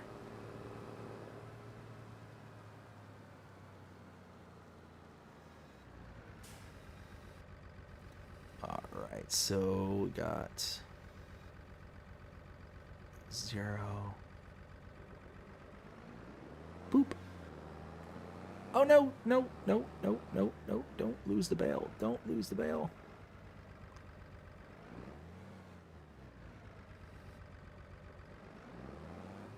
No, don't.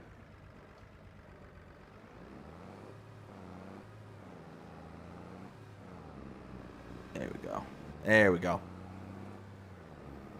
Like I said, at the time I thought it was hilarious. I don't know. I just don't know. I don't know. I'm more or less impressed that the wife approved.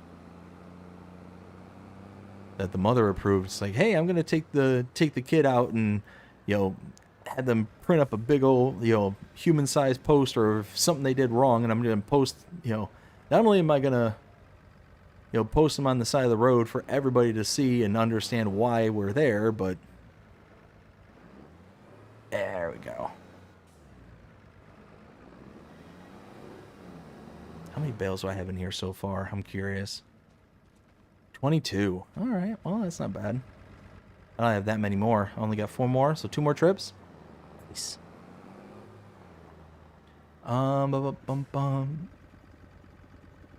Let's see. What was I? Ken says, now we have pigs going to wipe their mouth. Oh, jeez. Reaver says, FOV is under graphics settings. Gotcha. Run at 80%. Okay, I'll have to check that out. Taco says, gotta go to sleep, gang. Have a good one and take care. All right, Taco. Well, thanks for stopping by. You have yourself a fantastic rest of your day and take care. Jonas says, Trading Places. No, that was not the movie. I mean, there is a scene similar to that. There is a scene similar to that with Eddie Murphy. But no, the movie I was talking about was Fern Gully. Fern Gully, and the actor was Robin Williams. There's a scene where he had just got done, he played the bat in Fern Gully, and he just got done running into a tree, and he's like, oh no, I'm blind. He like starts freaking out, and then all of a sudden, like he's reminded to open his eyes. He's like, I can see, it's a miracle. But Trading Places is a good movie. I do like that movie. Let's see. We got Reaver says, before they were called dad jokes, they were just called puns. Yes, this is true. This is true. Bobby says that makes them more humble. Yes, I do agree. That would make them like not only more humble, but then also kind of more grounded. Like, hey, you are going to have this kind of, I don't want to call it extreme, but you are going to have repercussions for your negative behaviors. Like, and I would imagine that's not the first thing the dad would have thought of. Like, that to me seems like punishment for a child that has potentially a history of long bad behavior kind of thing, or at least something along those lines. And that's like the dad's like last like hope almost. You know what I mean? Like, I wouldn't think that'd be like the very first time they got caught doing something wrong, and like they go to that lengths of saying, hey, let's embarrass you for the at bare minimum the local community to see, but then embarrass you for the internet to see as well, because obviously it got posted. If there's one thing I've learned doing YouTube, the internet is forever. Which is why I don't do stupid stuff on the internet. It's one of those, you ever go on to like YouTube, Facebook Reels, or anything along those lines, and you just see people out there doing like the really dumbest thing in the world. Like, just, they're clout chasing, they're sitting there trying to purposely, make people mad, or they're trying to do something that's like totally appalling, egregious, whatever the case may be, for clicks and likes and all that stuff. And it's like, I don't know, it's just, I guess maybe I'm wired different. Like, there's absolutely nothing in this world that would, like, I wouldn't go out and do something just for likes, just for clicks, or just to purposely rile people up or whatever. Like, there's this one guy, I forget his name off the top of my head, but I mean, he is an absolute, like, complete menace to society, just a complete S disturber. and I wish I could remember his name because I'll be honest with you, I think he's kind of garbage. But there's been a few videos I've seen where he goes out into the community and he purposely like body checks into people, or he will sit there and antagonize people, whatever the case may be. And then he's got this big like bouncer looking dude like several steps behind him, so if he does something that like people like either find offensive or like rude, like he will purposely like shoulder check people. And then when people are like, hey man, what's going on, like what's your problem, and then he's like, he like purposely antagonizes and tries to start a fight, and then when the fight starts or like is getting ready to happen, the bodyguard steps in and it's this big old like behemoth of a guy. And it's like, okay, like that's not cool. That's like, you're purposely trying to antagonize. And look, I mean, I'm pretty sure this guy in the States here, somebody in the States, like, you gotta be careful about doing crazy stuff like that. Because, look, not only are you getting yourself, like, into the thick of it, but you might come across somebody who's just a complete whack-a-loon, complete Looney Tune. And you never know that one person that you're gonna meet that's not gonna care. Like, not gonna care about what it is that, you know, not gonna care about their life, and it's certainly not gonna care about yours. It's like, that kind of approach in life, like just for the clicks, just for the likes, whatever, like no. Oh no, it's 12 o'clock. Oh man. Well, I guess I gotta fast forward time because I need it to be 1 o'clock. It's a mod I have that'll simulate the shops being closed. Even if the gate is open and stuff like that, the shop itself is closed. So it's between like 12 and 1. And then there's a time where it opens up in the morning and time it shuts down. So it just won't let you access the buy menu. This is essentially all it is. All right, so I think we got one vote of using this with the mulcher. So I'm going to go ahead and do that. You know what? For $4,000, I could just buy it. But I mean, I only need it once. I don't need to buy it right now. Don't buy into the trap. It's a trap. All right. But yeah, I can't remember the guy's name, but I mean, he actually just got arrested here recently, down here in Florida, and I laughed really hard. I laughed really hard when that happened because, like I said, this guy is just a complete jerk.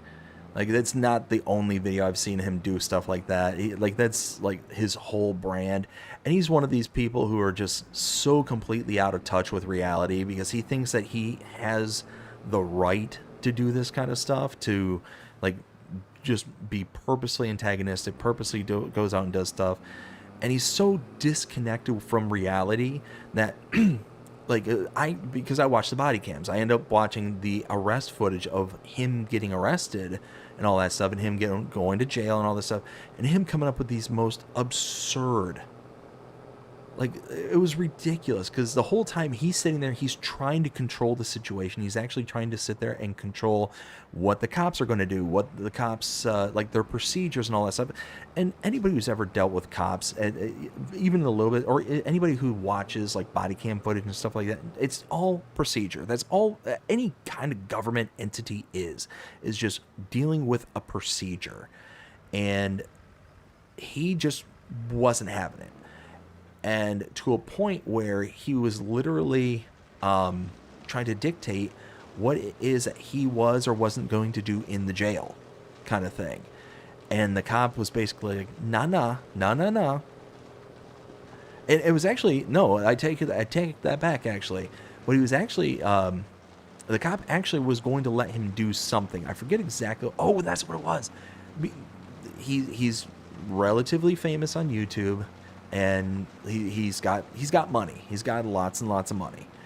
And he ended up like basically begging the cops. It's like he's got like several $1,000 Rolexes and like gold chains and stuff like that.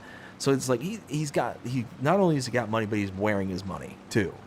So he ended up basically begging the cop and said, hey, look, can I please have one of my guys come by, pick up my jewelry so it's not in inventory?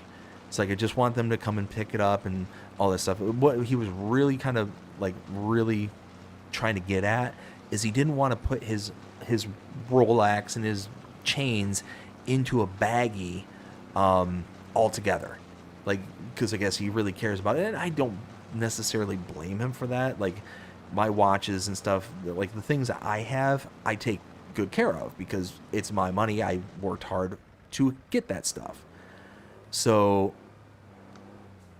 it's one of those where I can understand at least the sentiment of not wanting to throw these really expensive items into a baggie for them to clank around and somebody to just kind of, you know, go to town with them kind of thing. I can, at minimum, I can understand. So the cop actually agreed. It's like, yes, we can, because we're talking like tens of thousands of dollars worth of jewelry, like on his person at the time of his arrest. And the cop's like, okay, I will let one of your guys come by, pick up the stuff, and you can hand it off to him, be good to go. And the whole time the guy was just being like belligerent, not drunk. That's what's wild about it, is it wasn't like he was like plastered or anything like that. He was just being belligerent and thought that he could dictate how things would go. And eventually the cop's like, all right, we're done. We're done with this. We're just taking all your stuff. We're throwing it into the evidence bag. And he did, you know, several $1,000 Rolex, several $1,000s worth of, you know, jewelry and necklaces and stuff like that. He just, boom, threw it right into the evidence bag, or not in the evidence bag, but into the personnel bag, and was like, okay, there you go. You didn't want to shut up and be cool, so here we go. This is where we're at now. So, again, I didn't have sympathy for him whatsoever. It was just one of those like meh. Because again, he's a jerk. He's a jerk. That seems like the majority of his content, at least what I have seen from him, is just him going around purposely being antagonistic and purposely being a jerk. So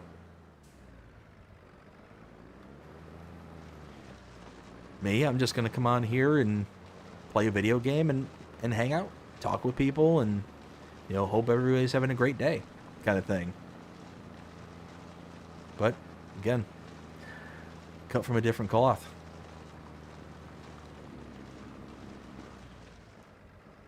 I know it's crazy, right? You know, being respectful to people and being nice. Who knew? Who knew?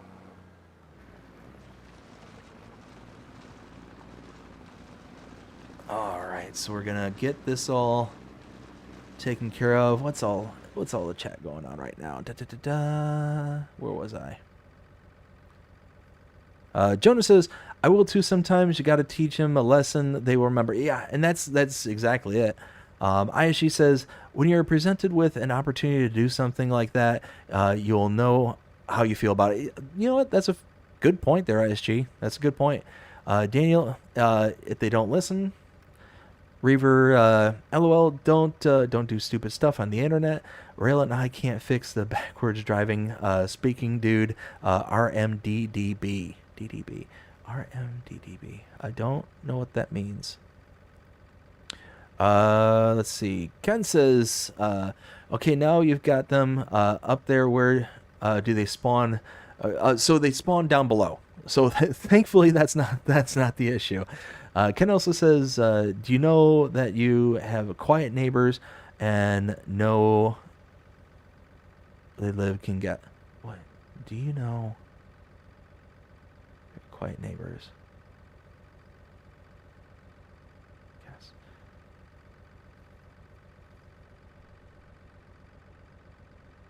You have unprocessed lime on those fields. No, I don't think I have any lime. Oh, unprocessed lime, the stones. Okay, I'm with you now. I'm back with it.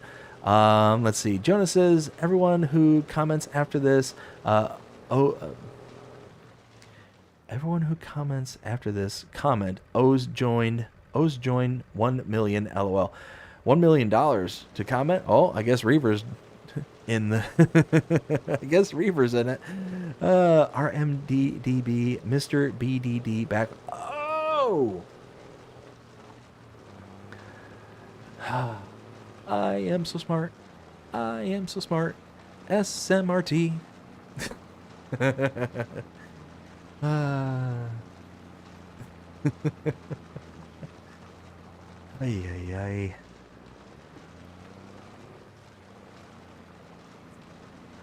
Babes, how's it going? Hope you're having a fantastic night so far. Jonah says, Homer burning his high school diploma. Yeah. Yep. Yep, exactly. Good old Homer.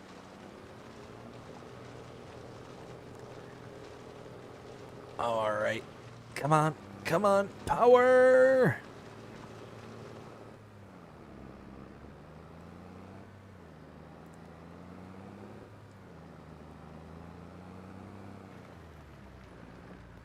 There we go. Almost done with this field.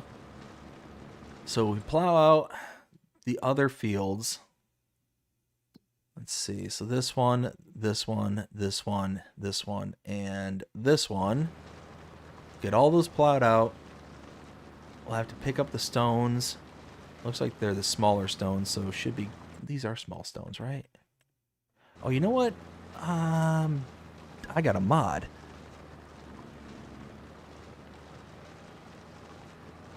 Mulched. Needs rolling. Plowing. Stones. Yep. Ha ha ha. I love that mod. That is such a good mod. You can put the overlays on the map instead of having to go into the actual map itself. So yeah, these are all small stones.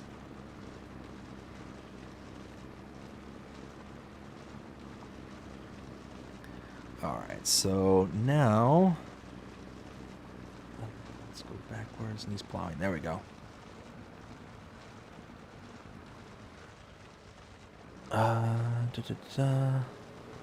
Power! Yeah, right? This tractor does not have a lot of it. It only has like 150 horsepower to it. But at the end of the day, it's cheap. So right now we're kind of working on a budget. So I think that one we can turn into clover or alfalfa, one of the two. We're going to put regular crops into these two. Get out of here, pigs! I'll make bacon out of you.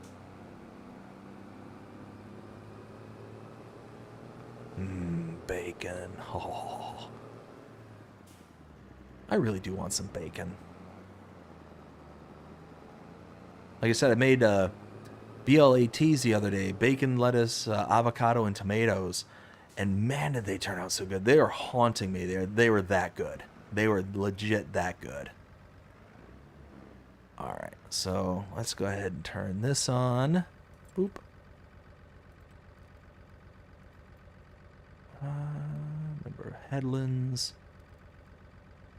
No rounding. Start. Alright. Let's see. Oh, oh my goodness, Ken. Ken! No! No, Ken! Oh no! Ken, why? Your quiet neighbors live in dead center of town in the graveyard. Oh my goodness. Ken, what are you doing to me, bud? Oh my goodness. I was not expecting that. Was not expecting that. That one kind of took me by surprise there, Ken. I'll be 100% honest with you there.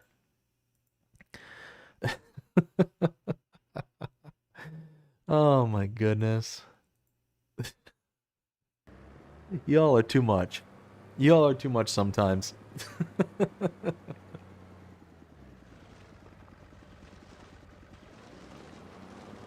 And don't worry, I remembered to mix it before the stream this time. Look at me go. I'm learning. I'm learning. All right. So, let's see. Do that. Okay. Go ahead and get rid of that. All right, so while that is doing its thing, let's go ahead and give our shout outs. Let's go ahead and do that right quick. So let's bring up, boop, do that. This, that. All right, perfect. So we're going to go ahead and give out our member shout outs here, starting out with our Tier 3 channel members. Those would be Rail Fanning Jonah, Ken Adlam, and Pippa Thompson. Thank you all so very much for being Tier 3 channel members. I greatly appreciate every single one of you. Also need to give a shout out to our Tier 2 channel members.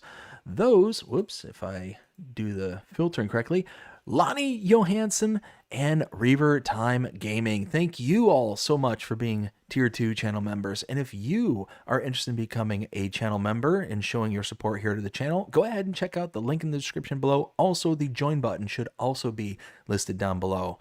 There you can gain access to certain perks for being a member. Starting out with Tier 1 perks, you get custom badges, custom emojis, as well as a early access to all the edited content. That would be our Let's Plays and Role Play series, as well as channel shorts. That starts at 99 cents a month. Tier 2 members get everything you just heard, plus the shout out that you just heard. And that starts at $4.99 a month. Then Tier 3s get everything you just heard, and they get a custom discount code to the channel merch store, as well as the opportunity to be able to come onto the live streams with me when I don't just decide right at the last second, like we did here today, to just go ahead and fire up a stream. So normally I coordinate a little bit better, but today was kind of a funky day. So that starts at $9.99 a month. Again, go ahead and check out the link in the description below or the join button, and you can review all the perks right then and there. Greatly appreciate anybody and everybody who has signed up for a membership, even if you're not Tier 1 or Tier 2 or Tier 3. Everybody who's signed up for the channel memberships, greatly appreciate every single one of you. Also want to give a, shout out to the merch store, as we just mentioned. bddgaming.creator-spring.com. There you can get t-shirts, hats, phone cases, just a little bit of everything, all tagged with the channel logo or with several other sayings as well. We're going to be updating that here very, very soon, so be on the lookout. We're probably going to be dropping some of the older stuff from the merch store and be rolling out some new stuff. So if there's anything on there that you want to get your hands on, be sure that you get it on there, because it might be gone here before too much longer.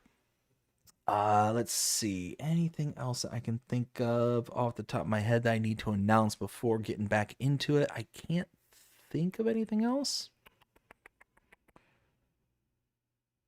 No, can't think of nothing else. But let's go ahead and bring up the game like so. And hey, there's a tree in the way. There's a tree in the way. The Huppets are going to Isengard. All right, let's get this back on the right screen over here. Let's see. Ken, I still can't believe you said that, bud. Jonah says, well, we don't want to be too little. I mean, yeah. Be too little or too late, one of the two. Ken also says, at least they won't complain about the tractor coming and going, LOL. It's true. They won't be doing too much complaining at all now, will they? Not too much complaining whatsoever. All right. I want to bring this up just real quick. Where is it?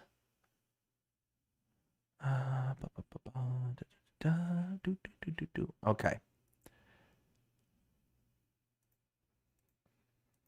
Check that out real quick. All right. So yeah, we're gonna have to do some stone picking after this. Stone picking. We're gonna have. Well, these are small, so I could.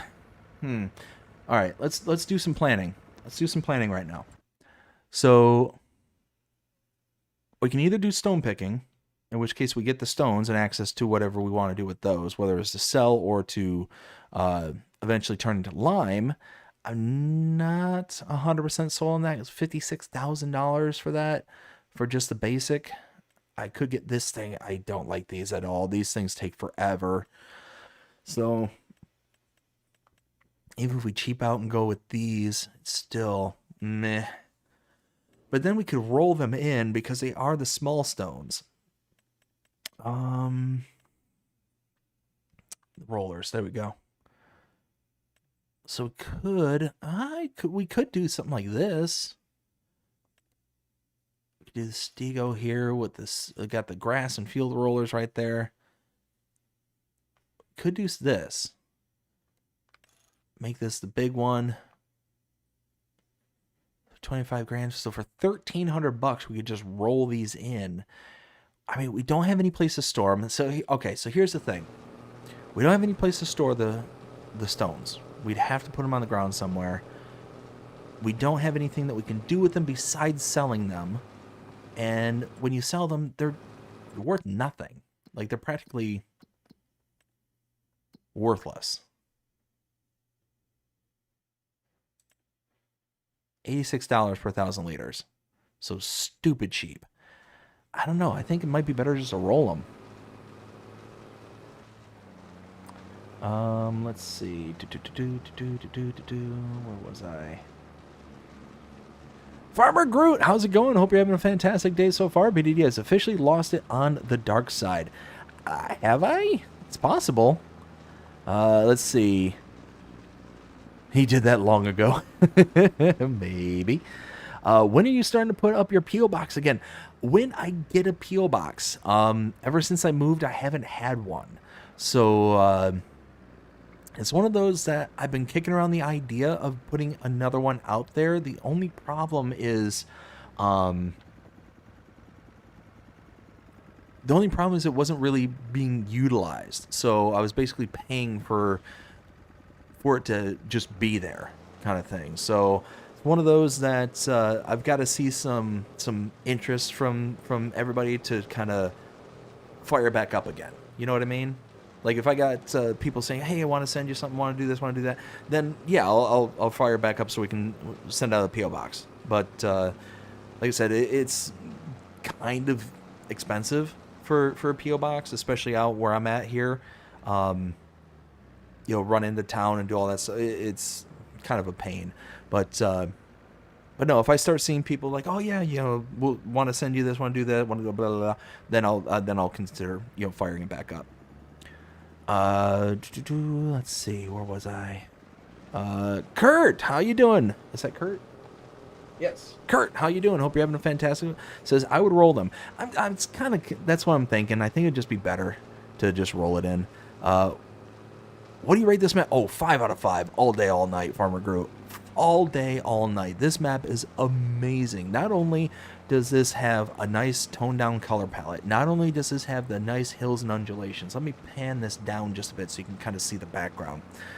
Not only does this have the hills and undulations, but it has a lot of really nice features that are present on the map. So, for instance, custom cows.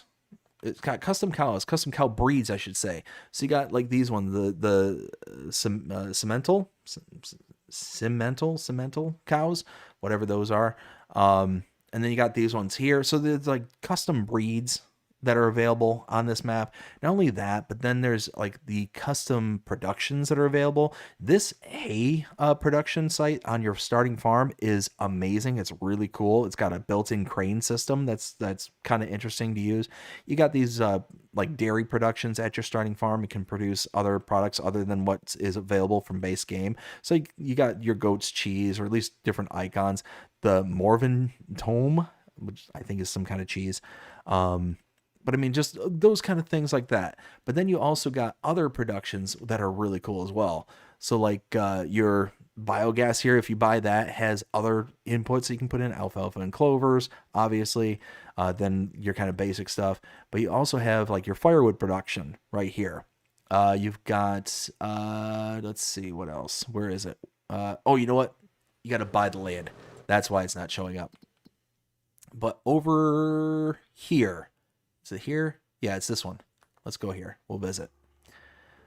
So this is a farm that you can buy, right? So you got your silo and all this stuff. You got production point that's built in. Can I open this door right here? I think I can. Nope, I can't because I don't own the land. But behind all this, you got the productions here. I think this is a grain mill of some kind. I can't remember 100%.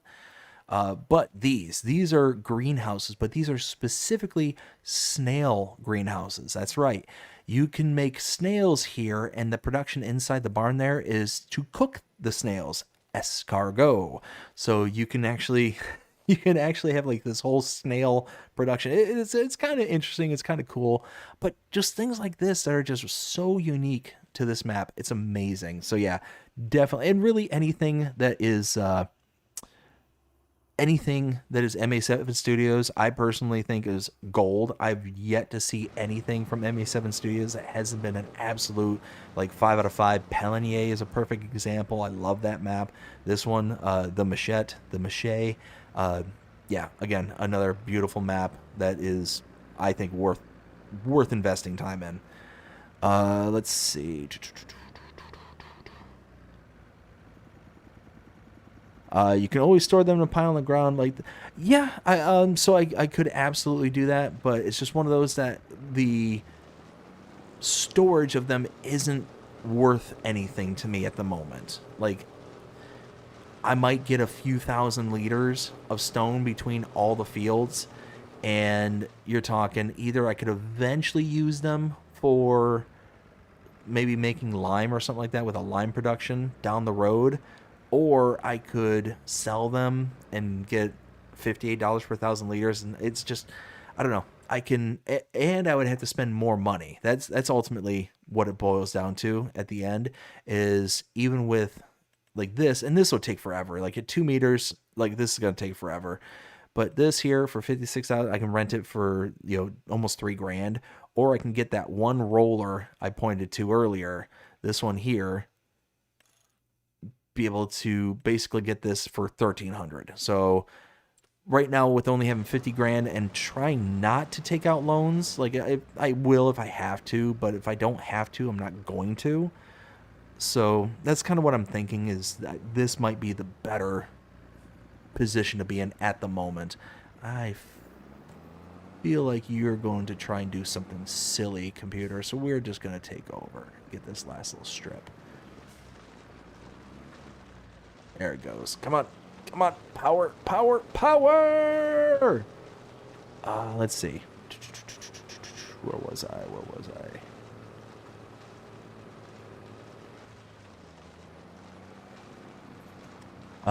Let's see. Groot says I would have to look at this. Heard good stuff. Oh, I mean, like I said, check it out here right now while we're in the stream. Also, go check it out for yourself. It's a high download. It's like 1,300 megs or something like that. It's somewhere. It's a big download, but it's worth every megabyte. Like legitimately, every megabyte that goes into this map is. Oh, it's so worth it. So worth checking it out. Let's see.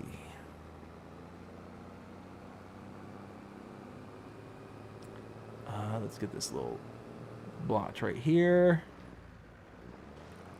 There we go. And I got this little chunk. Oh. I just clipped the neighbor's yard. Oops. Oh, hey, there's a tree right there.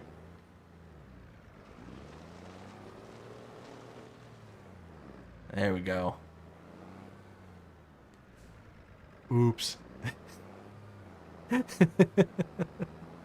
Oh my goodness. I accidentally took out the neighbor's field. As soon as I do any sort of field work on that, it'll respark it. Like it'll replant it. Like field 28. Is there anything for 28? Anything for 28? Anything at all? No, it doesn't look like it, but that's not to say it eventually won't pop up, so.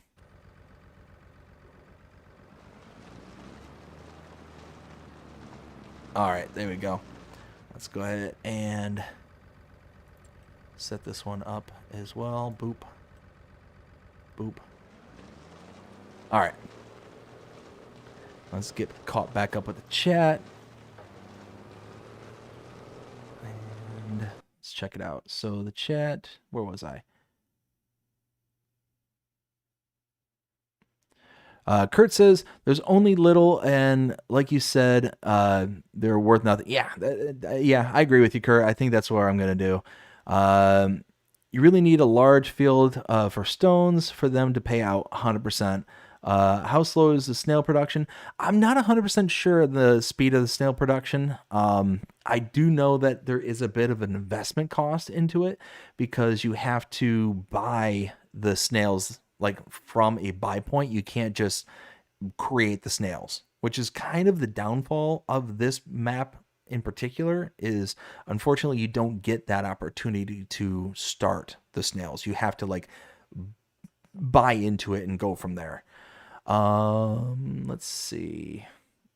Reaver also says, what happens if you spread road salt inside the snail production? Destruction, chaos, salty snails. Get a stone bucket. I could get the stone bucket, but again, it's just, I don't know if it's worth the stone bucket. Like, I don't know if it's worth the time to put into it because you're only going to get at most a couple thousand liters. I mean, and then I'm sitting on it. Like, that's basically what it boils down to, is just the sitting on it aspect. So I don't know. Let's see. Outlaw, how's it going? Hope you're having a fantastic one so far. Says hi, everyone. We got Tangy, how you doing? Hope you're having a great one as well. Does the tractor even have enough power? Does it have enough power? Look, if I had my perfect world, I would be in a Steiger with, enough power to move a mountain. But I don't have any equipment. I'm kind of slogging through, trying to start with as little as possible. I started out with 150 grand and no equipment. We only own, actually, I think we now own the plow too, but we only own this tractor because it was cheap. So eventually we're going to buy into something bigger, but not right now. Let's see. Will, how's it going? Hope you're having a fantastic one. Says, yo, what up? Just got home from work. Very nice. Ken says, hello. ISG said, what up, Will? Will says, what up, Ken? What up, ISG? Let's see. Ken says, just watching BDD dragging his butt. LOL. Oh, yes, we are. Outlaw says, that deal finally got over the morning at 4:30 California time. To ISG. And Jonas says, is the snail production as slow as the snails itself? It is quite possible that the snail production is as slow as the snails, but if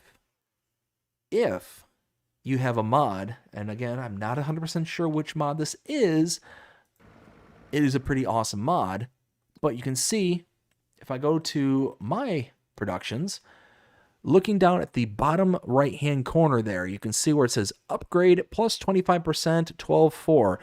I think this is called the upgradable productions, but you can buy into upgrading and giving yourself throughput bonuses. So if I wanted to, you can see here that the current tier at its 0 was only going to produce at 1x. And then next tier at 1.25, and then so on and so forth. You just keep buying into upgrading your production point to make your productions faster. So your cycles per month and all that stuff. So in this case, for your hay, it would go from a 120 cycles per month. It would bump it up to 1.25 of that, and thus be good to go from there. So that is an awesome mod. If you want to invest into your productions, you can, and you can make them a little bit quicker. So you can take a slow as snails production and turn it into, what is that Disney movie with the snail that ran really fast? I thought there was a movie like Speedy or Bolt or something along. Oh. Just beating the crap out of my mic. Turbo, thank you, Jonah. Let's see. Where was I?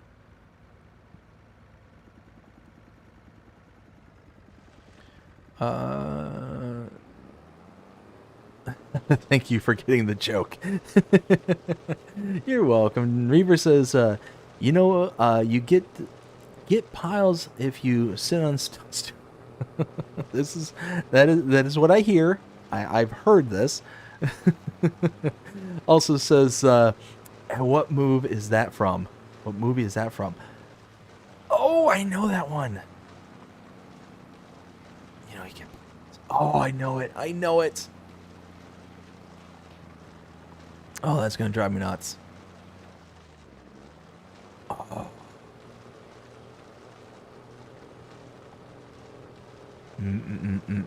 That's gonna drive me insane.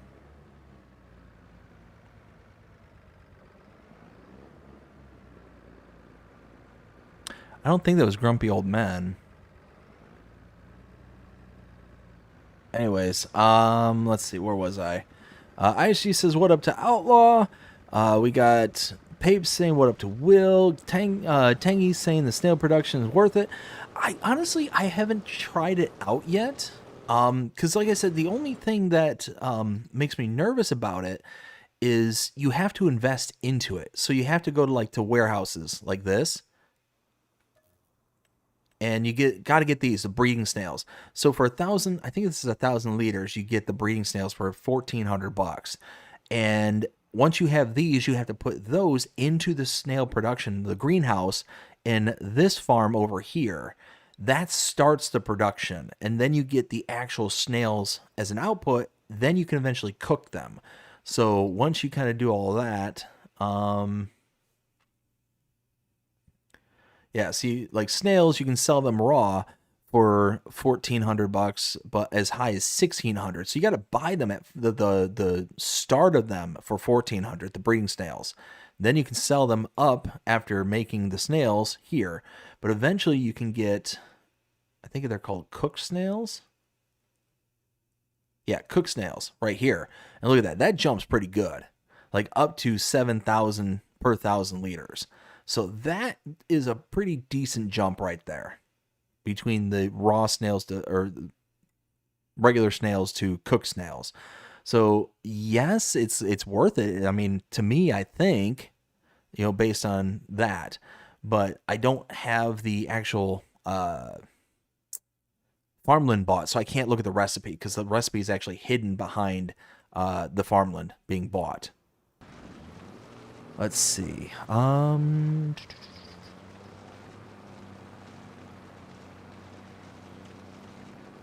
See, ISG saying what up to Tangy. We got Outlaw says, I don't go to bed till it was over. Also, Will says, what up to Papes? Jonas says Turbo. Yep, we got that. And Bolt is the one with the fast dog. That's what it was. Okay. Will says, I saw that a horrible mod drop today from some weird dude. We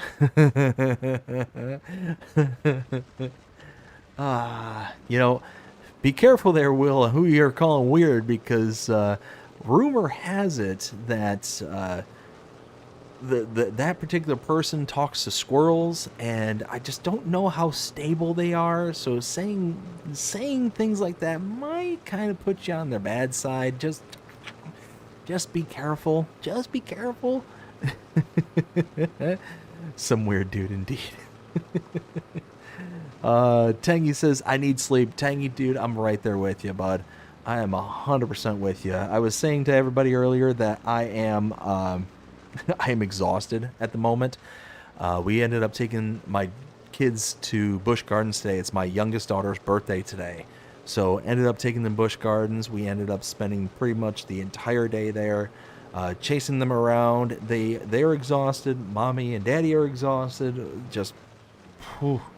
So, as I was saying earlier, I'm too tired to be productive in doing something useful around the house, but I'm too stupid to go to bed.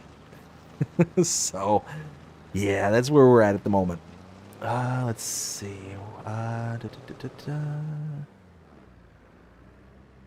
Outlaw says, glad nobody was injured. Reaver says, not grumpy old men, but the men.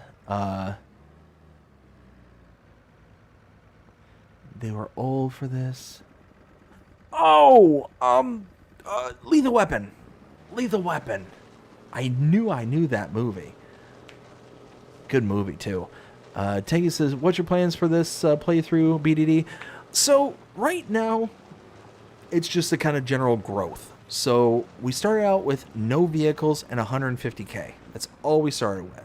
We owned the land and whatever kind of products were already in it. And the plan is to just kind of build it up into a fully functional farm, as well as having the equipment to be able to manage and produce said functioning farm.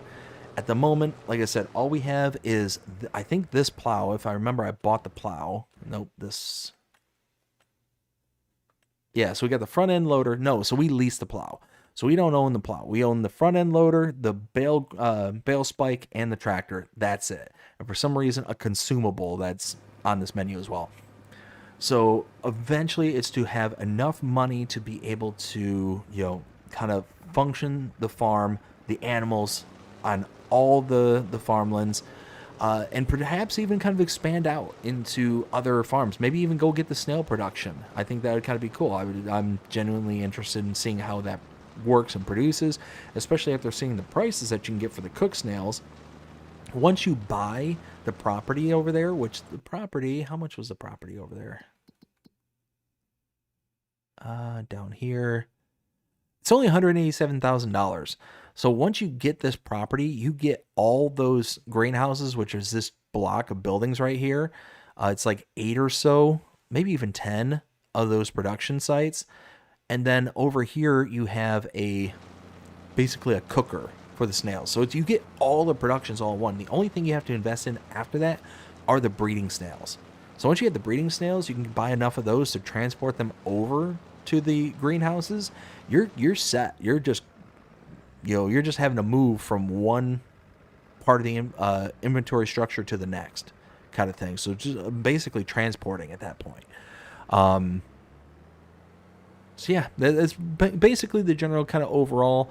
No big themes or anything along those lines. We were doing BR-163, and I had mentioned this in the last stream. Unfortunately, we kind of diverged away from BR-163 because, number one, it had been months since the last time I had played on BR-163, and it was just one of those where I couldn't go through and remember everything that was being done at that point in time. So what was happening is I was making a lot of stupid mistakes between the last stream and the time before that stream, because there was a good chunk of time that had elapsed between those two streams as well.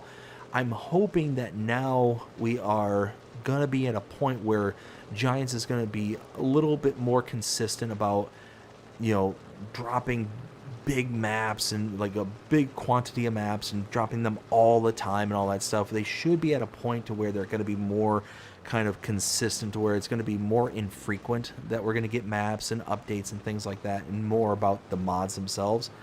I'm sure we'll be getting maps, we'll be getting all that stuff, but it's not going to be like every day like it was for a while there. The past like 2-3 months has been just insane, the amount of content that I've been making for the channel and all that stuff. So it's just one of those, just kind of hoping to get back to a more consistent cycle of the content that I'm producing, not only the live streams that we're doing here, but also doing the roleplay series for the edited bit of content that we're doing, like on Submerged Sanctuary with JP. Also the Alone in the World series that we've got going on without JP. So it's just one of those, hoping to be able to get into the more kind of nitty gritty of what the channel is, more than just updates and tours. So we'll see how all that goes. And unless Will over there, calls his connections within Giants and it's like, all right guys, release them all now. Unless he does something like that, then that's basically the overall plan. Let's see. ISG, not just squirrels. Jonas says, he's not a weird dude. He's just an interesting dude. He's like, who likes to talk to squirrels. Can't speak for myself. I just talk to my cats. ISG, says Jonah. Sir, you talk to your trains more than anything else. This is, yeah, yeah, true. What upcoming mods are you excited for? Oh man, so number one, we just got a mod from ISG today that I really like. It's on his Forest Hills map. If you haven't checked out Forest Hills, go check it out. That's an awesome map as well. But the mod that we ended up getting today was the shed, the storage shed. So I don't think it's called that. I actually throw it in the chat what the actual name of it is. But it's essentially a kind of rundown storage shack. I think it has like 500 slots of capacity on it. Really nice. I always love those kind of mods, and was really happy to see that that it was coming out as an independent mod away from the map. And we should be getting a few other mods from ISG here pretty soon, within the next few days, I would imagine. So be on the lookout for those as well. Old Storage Shed. Thank you, ISG. I appreciate it. Yeah, go check out that one. Other mods that I'm excited for. I mean, I more get excited for maps because I don't, with the exception of what we cover with Agribusiness Tonight on Sundays, I don't much pay attention to the upcoming mods because unless there's a mod that is going to be an absolute game changer, it's more or less a mod that is going to do the same job just looking differently kind of thing. So I don't tend to get too terribly excited or worked up over that unless it's a mod that is specifically going to have like some kind of game-changing mechanic or some kind of revolutionary kind of thing. I get more excited over maps. Like, maps are my thing. Because hence the reason why I do the map tours and map updates and stuff like that. So I get more excited over those because every single map is game-changing. Every single update is revolutionary. Every single one kind of thing. It just, to what extent? But unless you get like, so for an example, unless you get a mod like this, I can actually point to one off the top of my head. Oops.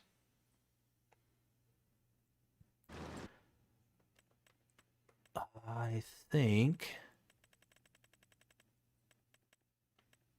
it's under belts. Belts.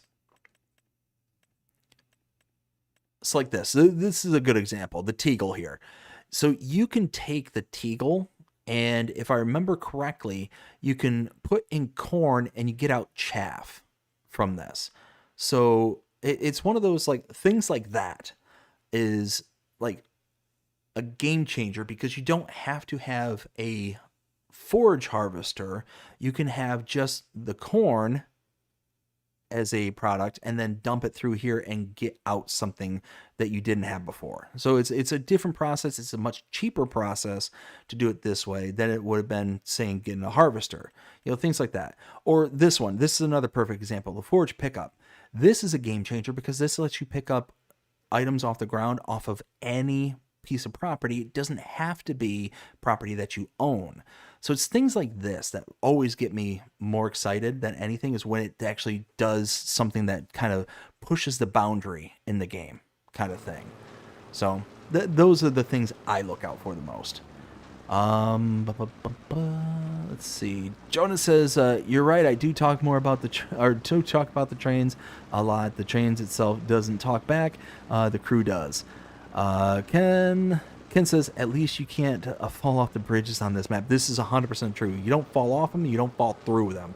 Well, you know what? I'll rephrase that. You can't fall through them. You may be able to fall off of them. Depends on how crazy the driving gets. Reaver says, 10 maps a day keeps the BTD away. Oh, yes. That is exactly it, too. Let's see. So that looks... Oh, nope. Nope, that's not clean. That's not clean. I saw a dot. I saw a dot. There was a dot over here. I see it. I sees it. It's right there. Oh, there it is. Hi-ya. Got it. Yes, I did. Okay. Next field. So now 3 of 5.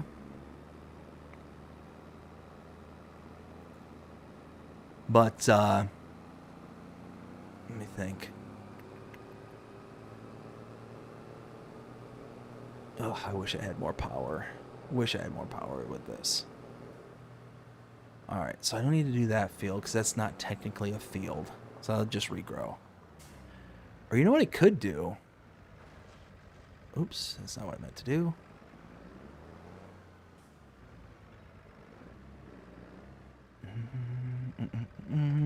Okay. Boop. Boop. Okay. Let's see. Second Chance, how's it going? Hope you're having a fantastic day so far. ISG would love your new mod today, but my only thing is the big red X at the door. Does that have to be there?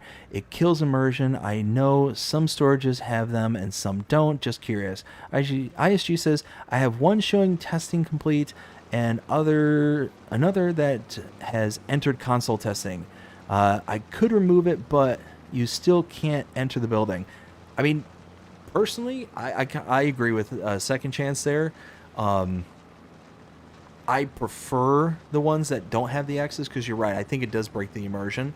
But, I mean, just me, I don't complain when it comes to that kind of stuff. It is what it is. Second Chance says, I hope I don't sound like I'm complaining. Super grateful for all your hard work. That's fine. I think most people know, but when you are role-playing, it kills the vibe, lol. I realize it is super helpful for a new player or younger players. I know how hard you work for our community. Hope I didn't offend. I was only suggesting. Also, see the value in it. No, and yeah, I'm sure. Well, you know what? I can't speak for ISG. I can't, but I don't know. ISG, I doubt you're offended, are you? No offense taken. Yeah, I kind of figured. Appreciate the feedback. Oh, ow. Ow, ow, ow.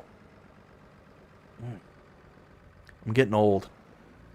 Ow. Okay. Thank you, sir. All right, so we need to finish this, and then then we need to finish up the one pasture here. So I'm kind of... Wait, what?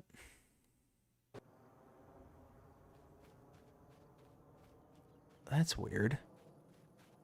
So this is all... Yeah, this is all cleared out. For some reason this little patch of green is here, but it's missing from everywhere else. I wonder why. Anyways. Yeah, I think I decided I'm going to just roll these stones in. They're all just small stones. They're not really worth me fighting with and picking them up and placing them and storing them and all that stuff. I don't think that'll be worth it. So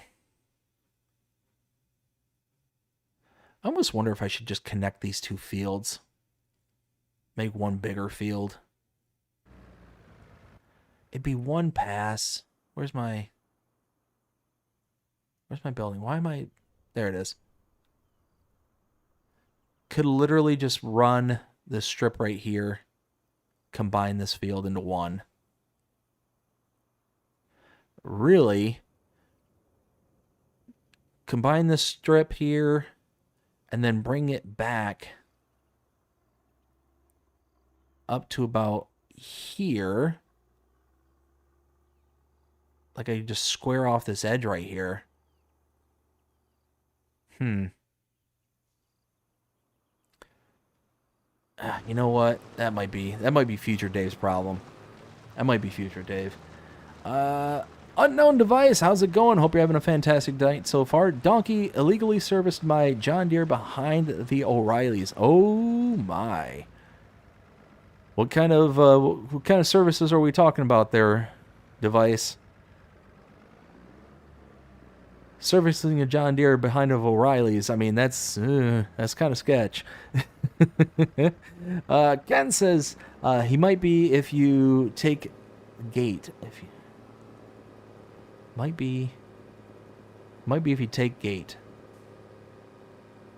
Uh-oh. Stop.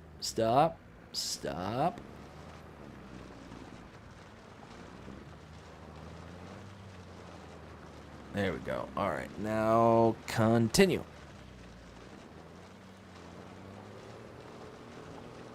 Course play. I love it. Love course play.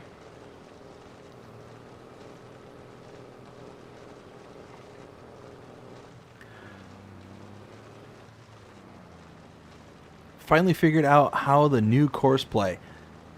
Yes, I tell you what, Jonah. Once you figure out course play, like it's game changing. Like it really is. Like see, it's mods like that, and now that I'm on PC, well technically at Mac, but PC Mac, like it's those kind of mods, like the PC styles of stuff that I get really excited for because they will tweak the experience of the entire game. You know, like perfect example is a mod that did come out today, for PC Mac. Let me find it real quick. It is called. Oh, it helps if I'm on latest tab. Seed select. Stupid simple mod, right?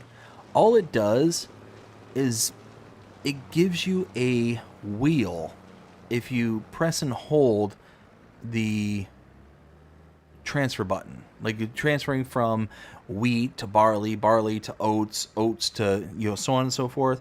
It just gives you a selection wheel. So instead of you going through the list of, you know, boom, boom, boom, boom, boom, and if you miss, then having to turn around and go to the, you know, like go another circuit through. And if you got one of the kind of modded seeders that has all the products in it, all this stuff in one, maybe besides potatoes. So example, like this. Like imagine if you're wanting to plant alfalfa, but you skip past alfalfa, right? Like that would suck. Then you have to go through all these crop types again to find alfalfa. And on a map like this where you have modified crops, like things are not part of the base game, it's so easy just to blitz right past them. And then, boop, you're done. You're just done at that point, right? So having a selection wheel, I don't know how well this selection wheel works when you have maps with modified crops in it. I haven't tried it yet. So it's things like that that really that I look out for.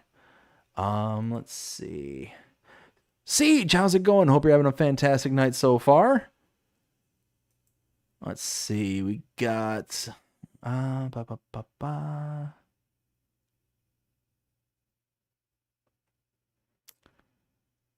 Let's see. Jonah says, no more AI workers bumping into each other. Yes. Yep. Well, and that's the thing is you can set up the course play in such a way that it actually accounts for that kind of stuff. So you can set it up for multiple workers. You can set it up for like so much stuff. Like there's so much stuff. Like look at all these. Like like all these different settings that you can tweak and kind of do stuff with. Like everything. I mean, you got so much stuff, so much tweaking that you can do that really helps you out the kind of gameplay and the style. Yes, a Mac is a PC. Yes, yes it is. But they do refer to them as independent for the purposes of the mods. So Mac PC. But you are right. You are 100% right there, Reaver. Let's see. Getting to be about 12:30. I think we'll finish off. I think we'll finish the plowing here, and we'll finish off the rolling. I think we'll get through both of those, and we'll see how things are going from there. Because, like I said, I'm tired, but I feel like I'm missing. Oh, I am missing big chunks on the sides there. Oh, yeah, look at that. Worker is missing. It's chunky. Missing chunkies. All right. Well.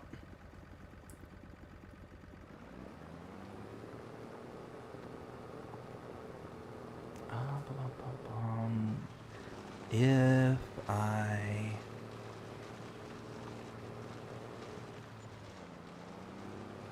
$706.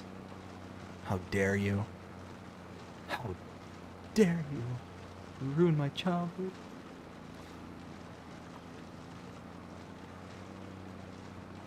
All right. So what else? Is there anything else I can be doing while this is plugging along? Gotta get that. What is this right here? What is that dot? Oh. I don't think I ever noticed that this has the shears right here. That's actually kind of cool. But again, it's just stupid little details like this that really... And look, you can see all like the hair and the wool right there on the mat. Just all the details. Look at that. You even got chunks of wool right there. Oh, man. Such a good map. You know what? We're going to have to... Oh, I should have kept that trailer. Darn it. So we do have 14,000 liters. We could add into the pens. How much are we going to use a day? 2,700 a day? Ooh. And 1460 a day? All right, well.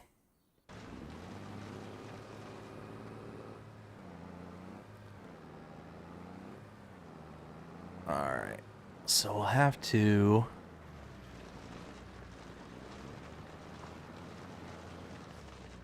Oh. Come on. Come on. You can do it. There we go. My dog's dreaming. They're snoring and making noises. Oh. Goofy dogs. Gotta love them, though.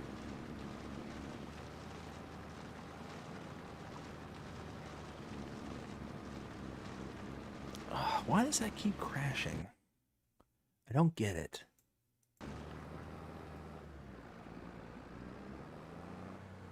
The page with the chats keeps crashing, and I don't understand. YouTube, do better.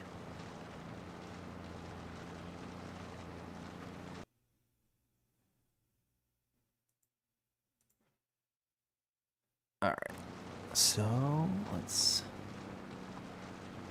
sweep this.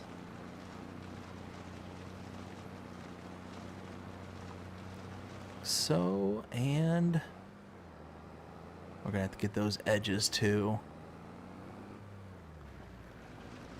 Might as well.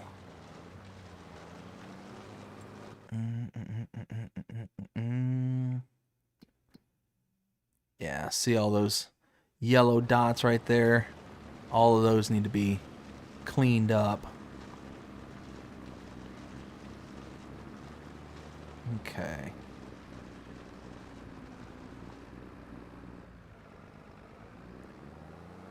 All right, so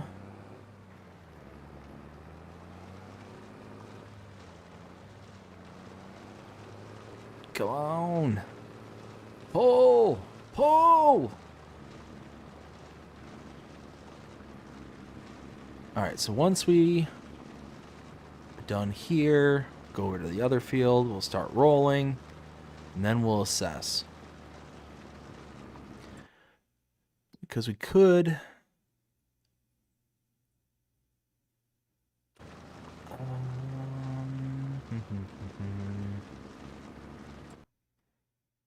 you know what we could do?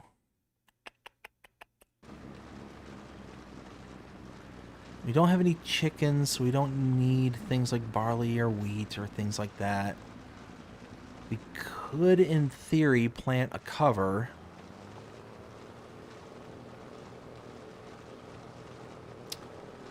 could plan a cover.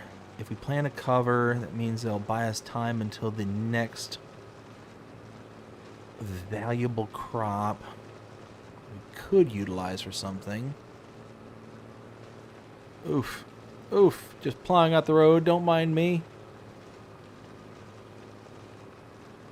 Just plowing out the road. It's still good. It's still good. It's just a little airborne. It's still good. It's still good. It's gone, Dad. I know.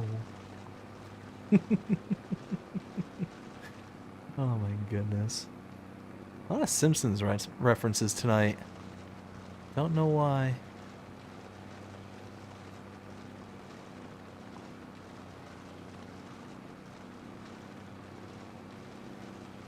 My dogs are snoring, and one of them snored in a way that made it sound like a person's voice.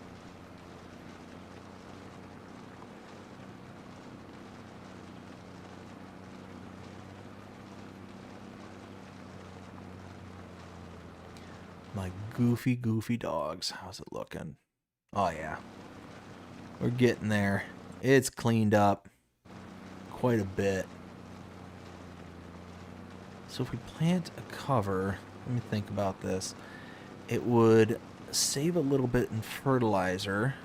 Not a ton, but certainly not nothing.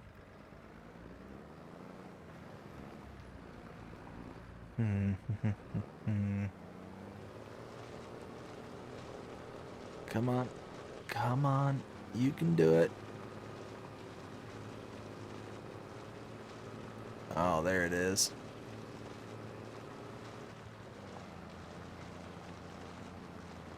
All right, nice. And zip. All right, so that field's done. So last field for plowing, then we get into the rolling. Once we get into the rolling, I guess that's going to be the final countdown as to when to decide what to do, because like I said, I'm pretty much set on rolling. I think that's going to be the right move. It's going to be cheaper, less of a hassle, no storage. Then after rolling, it's the seeding. It's just what crops. That's the ultimate question. Oh no, I forgot about you. Oh, no. Oh, no, I don't have the trailer anymore. Darn it.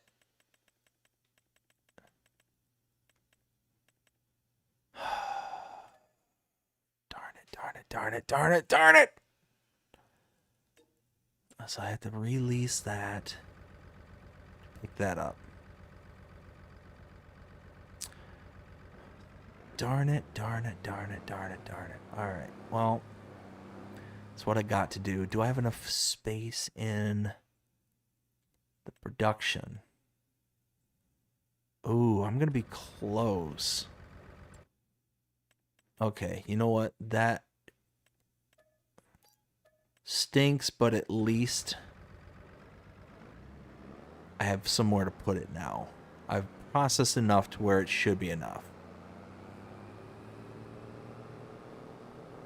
Oh well. Darn it. Alright. Boop. That junk pile there is going to be the bane of my existence.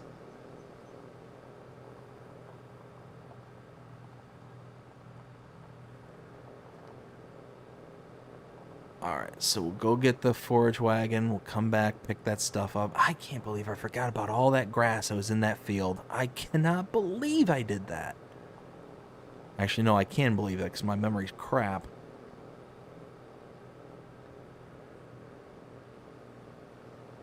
It's 1400, so that's what, 2 in the afternoon?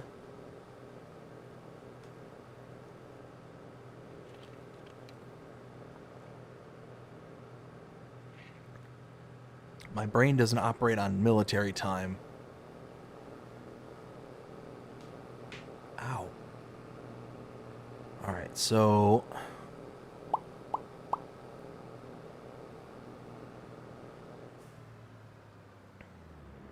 one other thing I do like about this tractor, though, is the speed. Typically, tractors at this size, this horsepower band, goes like 24 miles an hour or whatever. This one goes 31. So I'm okay with this one. I know Will has his thoughts about JCBs. I think he said it was something like junk coming from Britain. But at least it goes fast. At least it goes fast. Alright, well.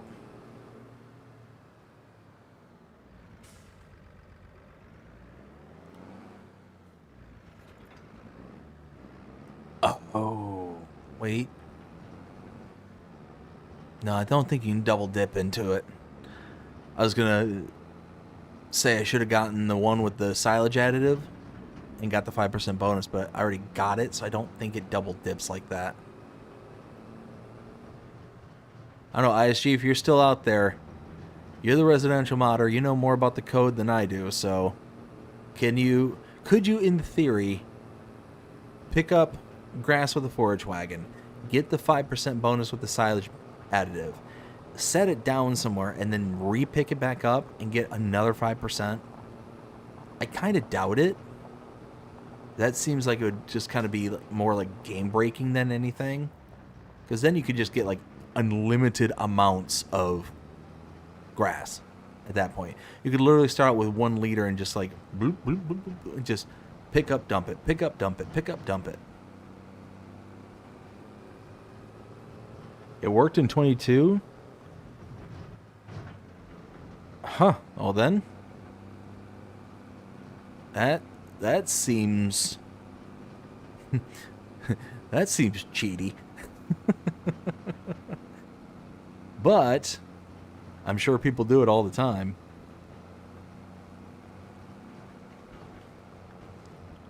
But now I am kind of regretting not... Well, no, I'm not regretting because I'm barely going to have enough space. I'm barely going to have enough space. So yeah, I'm not necessarily regretting it. And getting that 5% bonus would probably just put me over to the top. Then I'd have to dump it somewhere else. Alright, so... bob and weave back to the cattle pasture. Love this map. Such a good map.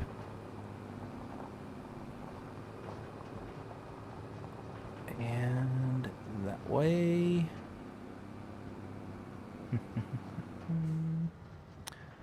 Let's see. Daniel says, BDD, love to be here more often, but time zones don't allow it. 6:50 a.m. Dude, I don't blame you.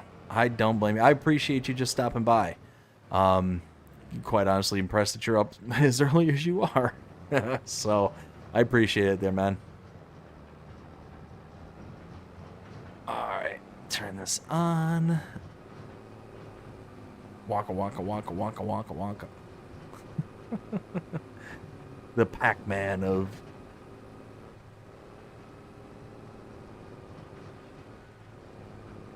Turn. Turn.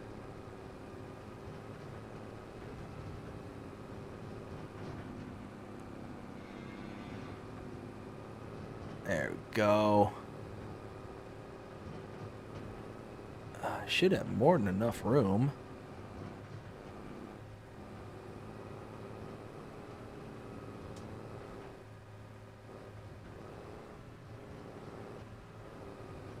There we go. Pick this up. Alright, more than enough space. 8,200 liters, more than enough.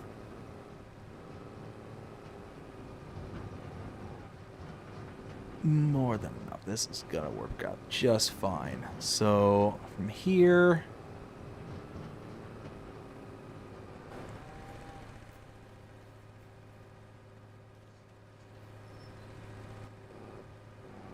All right, let's go dump this. How much grass or hay we got? 15,000. Oh yeah, more than enough room. More than enough. That worked out good.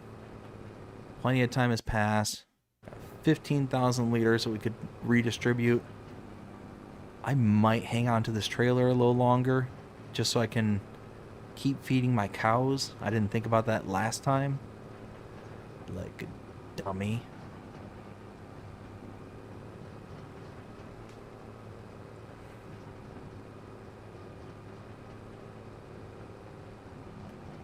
I'm still got... All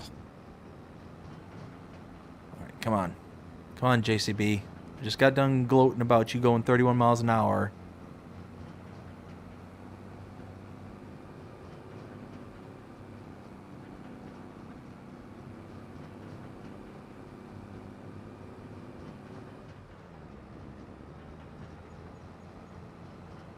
Okay, this way.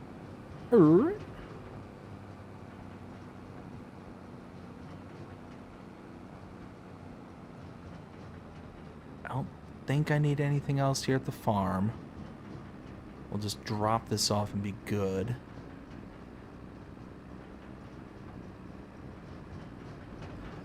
Oh, exam started, so having to study. Oh, man. Well, good luck. Study hard.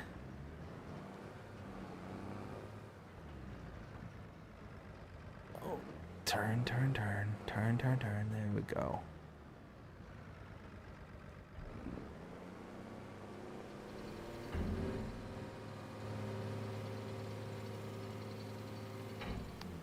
Perfect. More than enough space. Let's drop that here for now. Alright, now that it's off the field, I can plow it without it just disappearing. Otherwise, if I would have plowed it, it would have just vanished and would have been out 8,000 liters of grass I worked so hard to collect in the first place.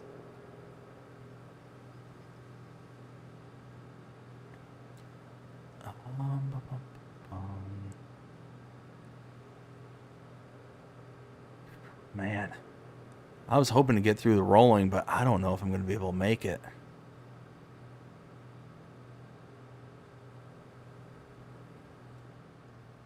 Alright, let's get this.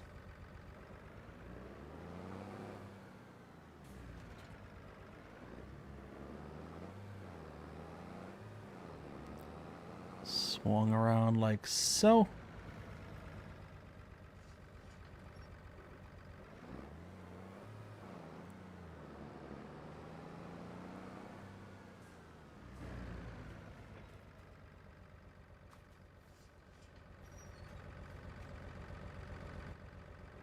All right, so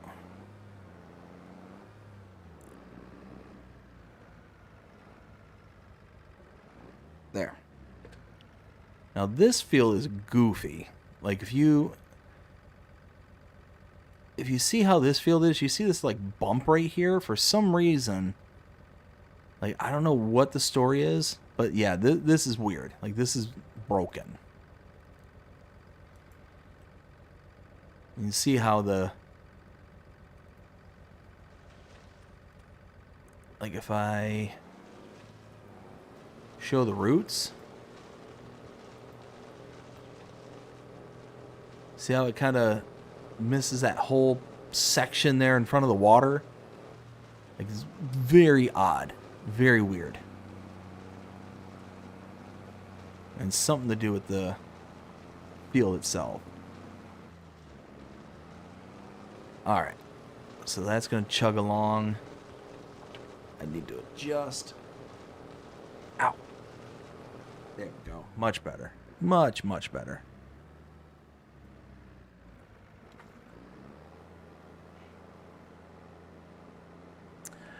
Yeah, I don't know, y'all. I don't think I'm going to make it. I'm starting to fade and fade real hard. But, let's make it through this last little field here at minimum while I'm thinking of it. Oops.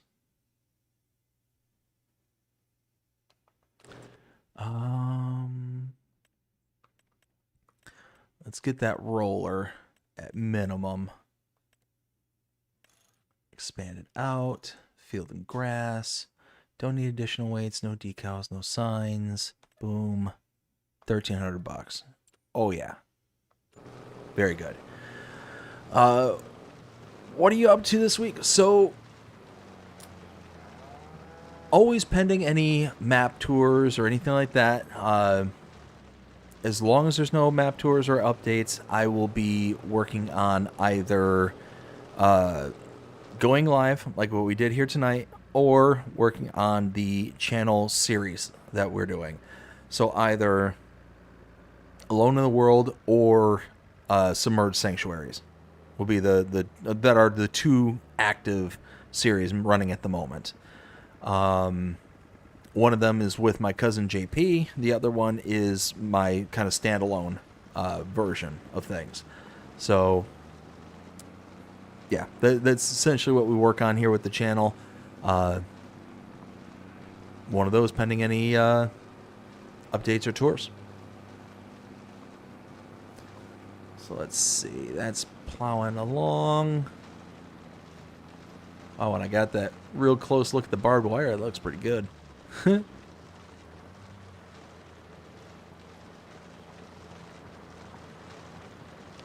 Oh my goodness. That snuck up out of nowhere. Yep.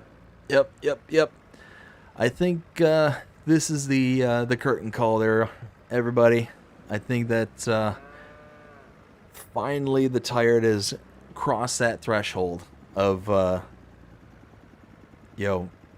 now no longer too exhausted not to do anything, too exhausted to do anything. So I want to thank everybody coming out here tonight, hanging out. I know this is a very impromptu stream that we did here tonight. Wasn't planning on it at the onset, but appreciate everybody who came out to come check it out and hang out with us here. Oh, let's get this adjusted and let them continue. Bam. Again, want to give big shout outs to everybody who sent in some super chats today. We got Ken, we got Luke, and we've got Rail Fanning Jonah.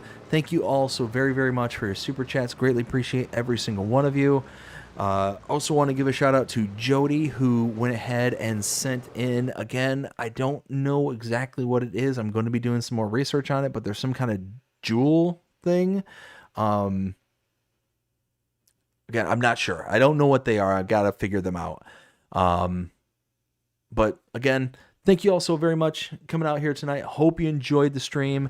I do, as always. They provide a ton of fun and really get a chance to kind of hang out and interact with you all. So again, hope you all enjoyed it. And if you did, please show me by liking, sharing, subscribing, following, commenting, doing all the things the algorithms enjoy you doing. That shows you're engaged with this channel and enjoying the content. And that being said, I hope everybody has a fantastic day.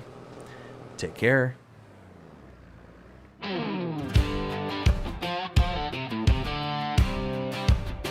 Pull up a chair with BDD.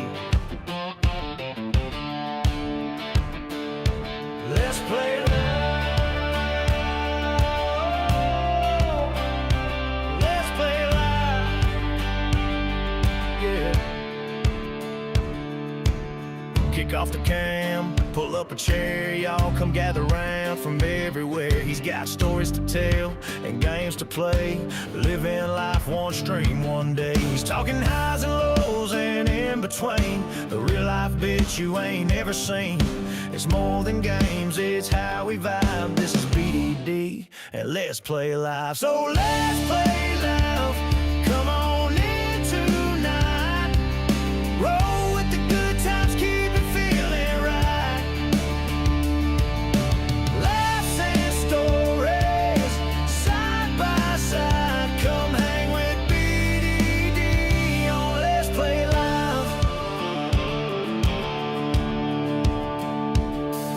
He's laying it out just how it goes, from gaming wins to life's little blows. It's a porch-like glow, that southern charm where community's the beating heart. He's talking highs and lows and in between. The real life bitch you ain't ever seen.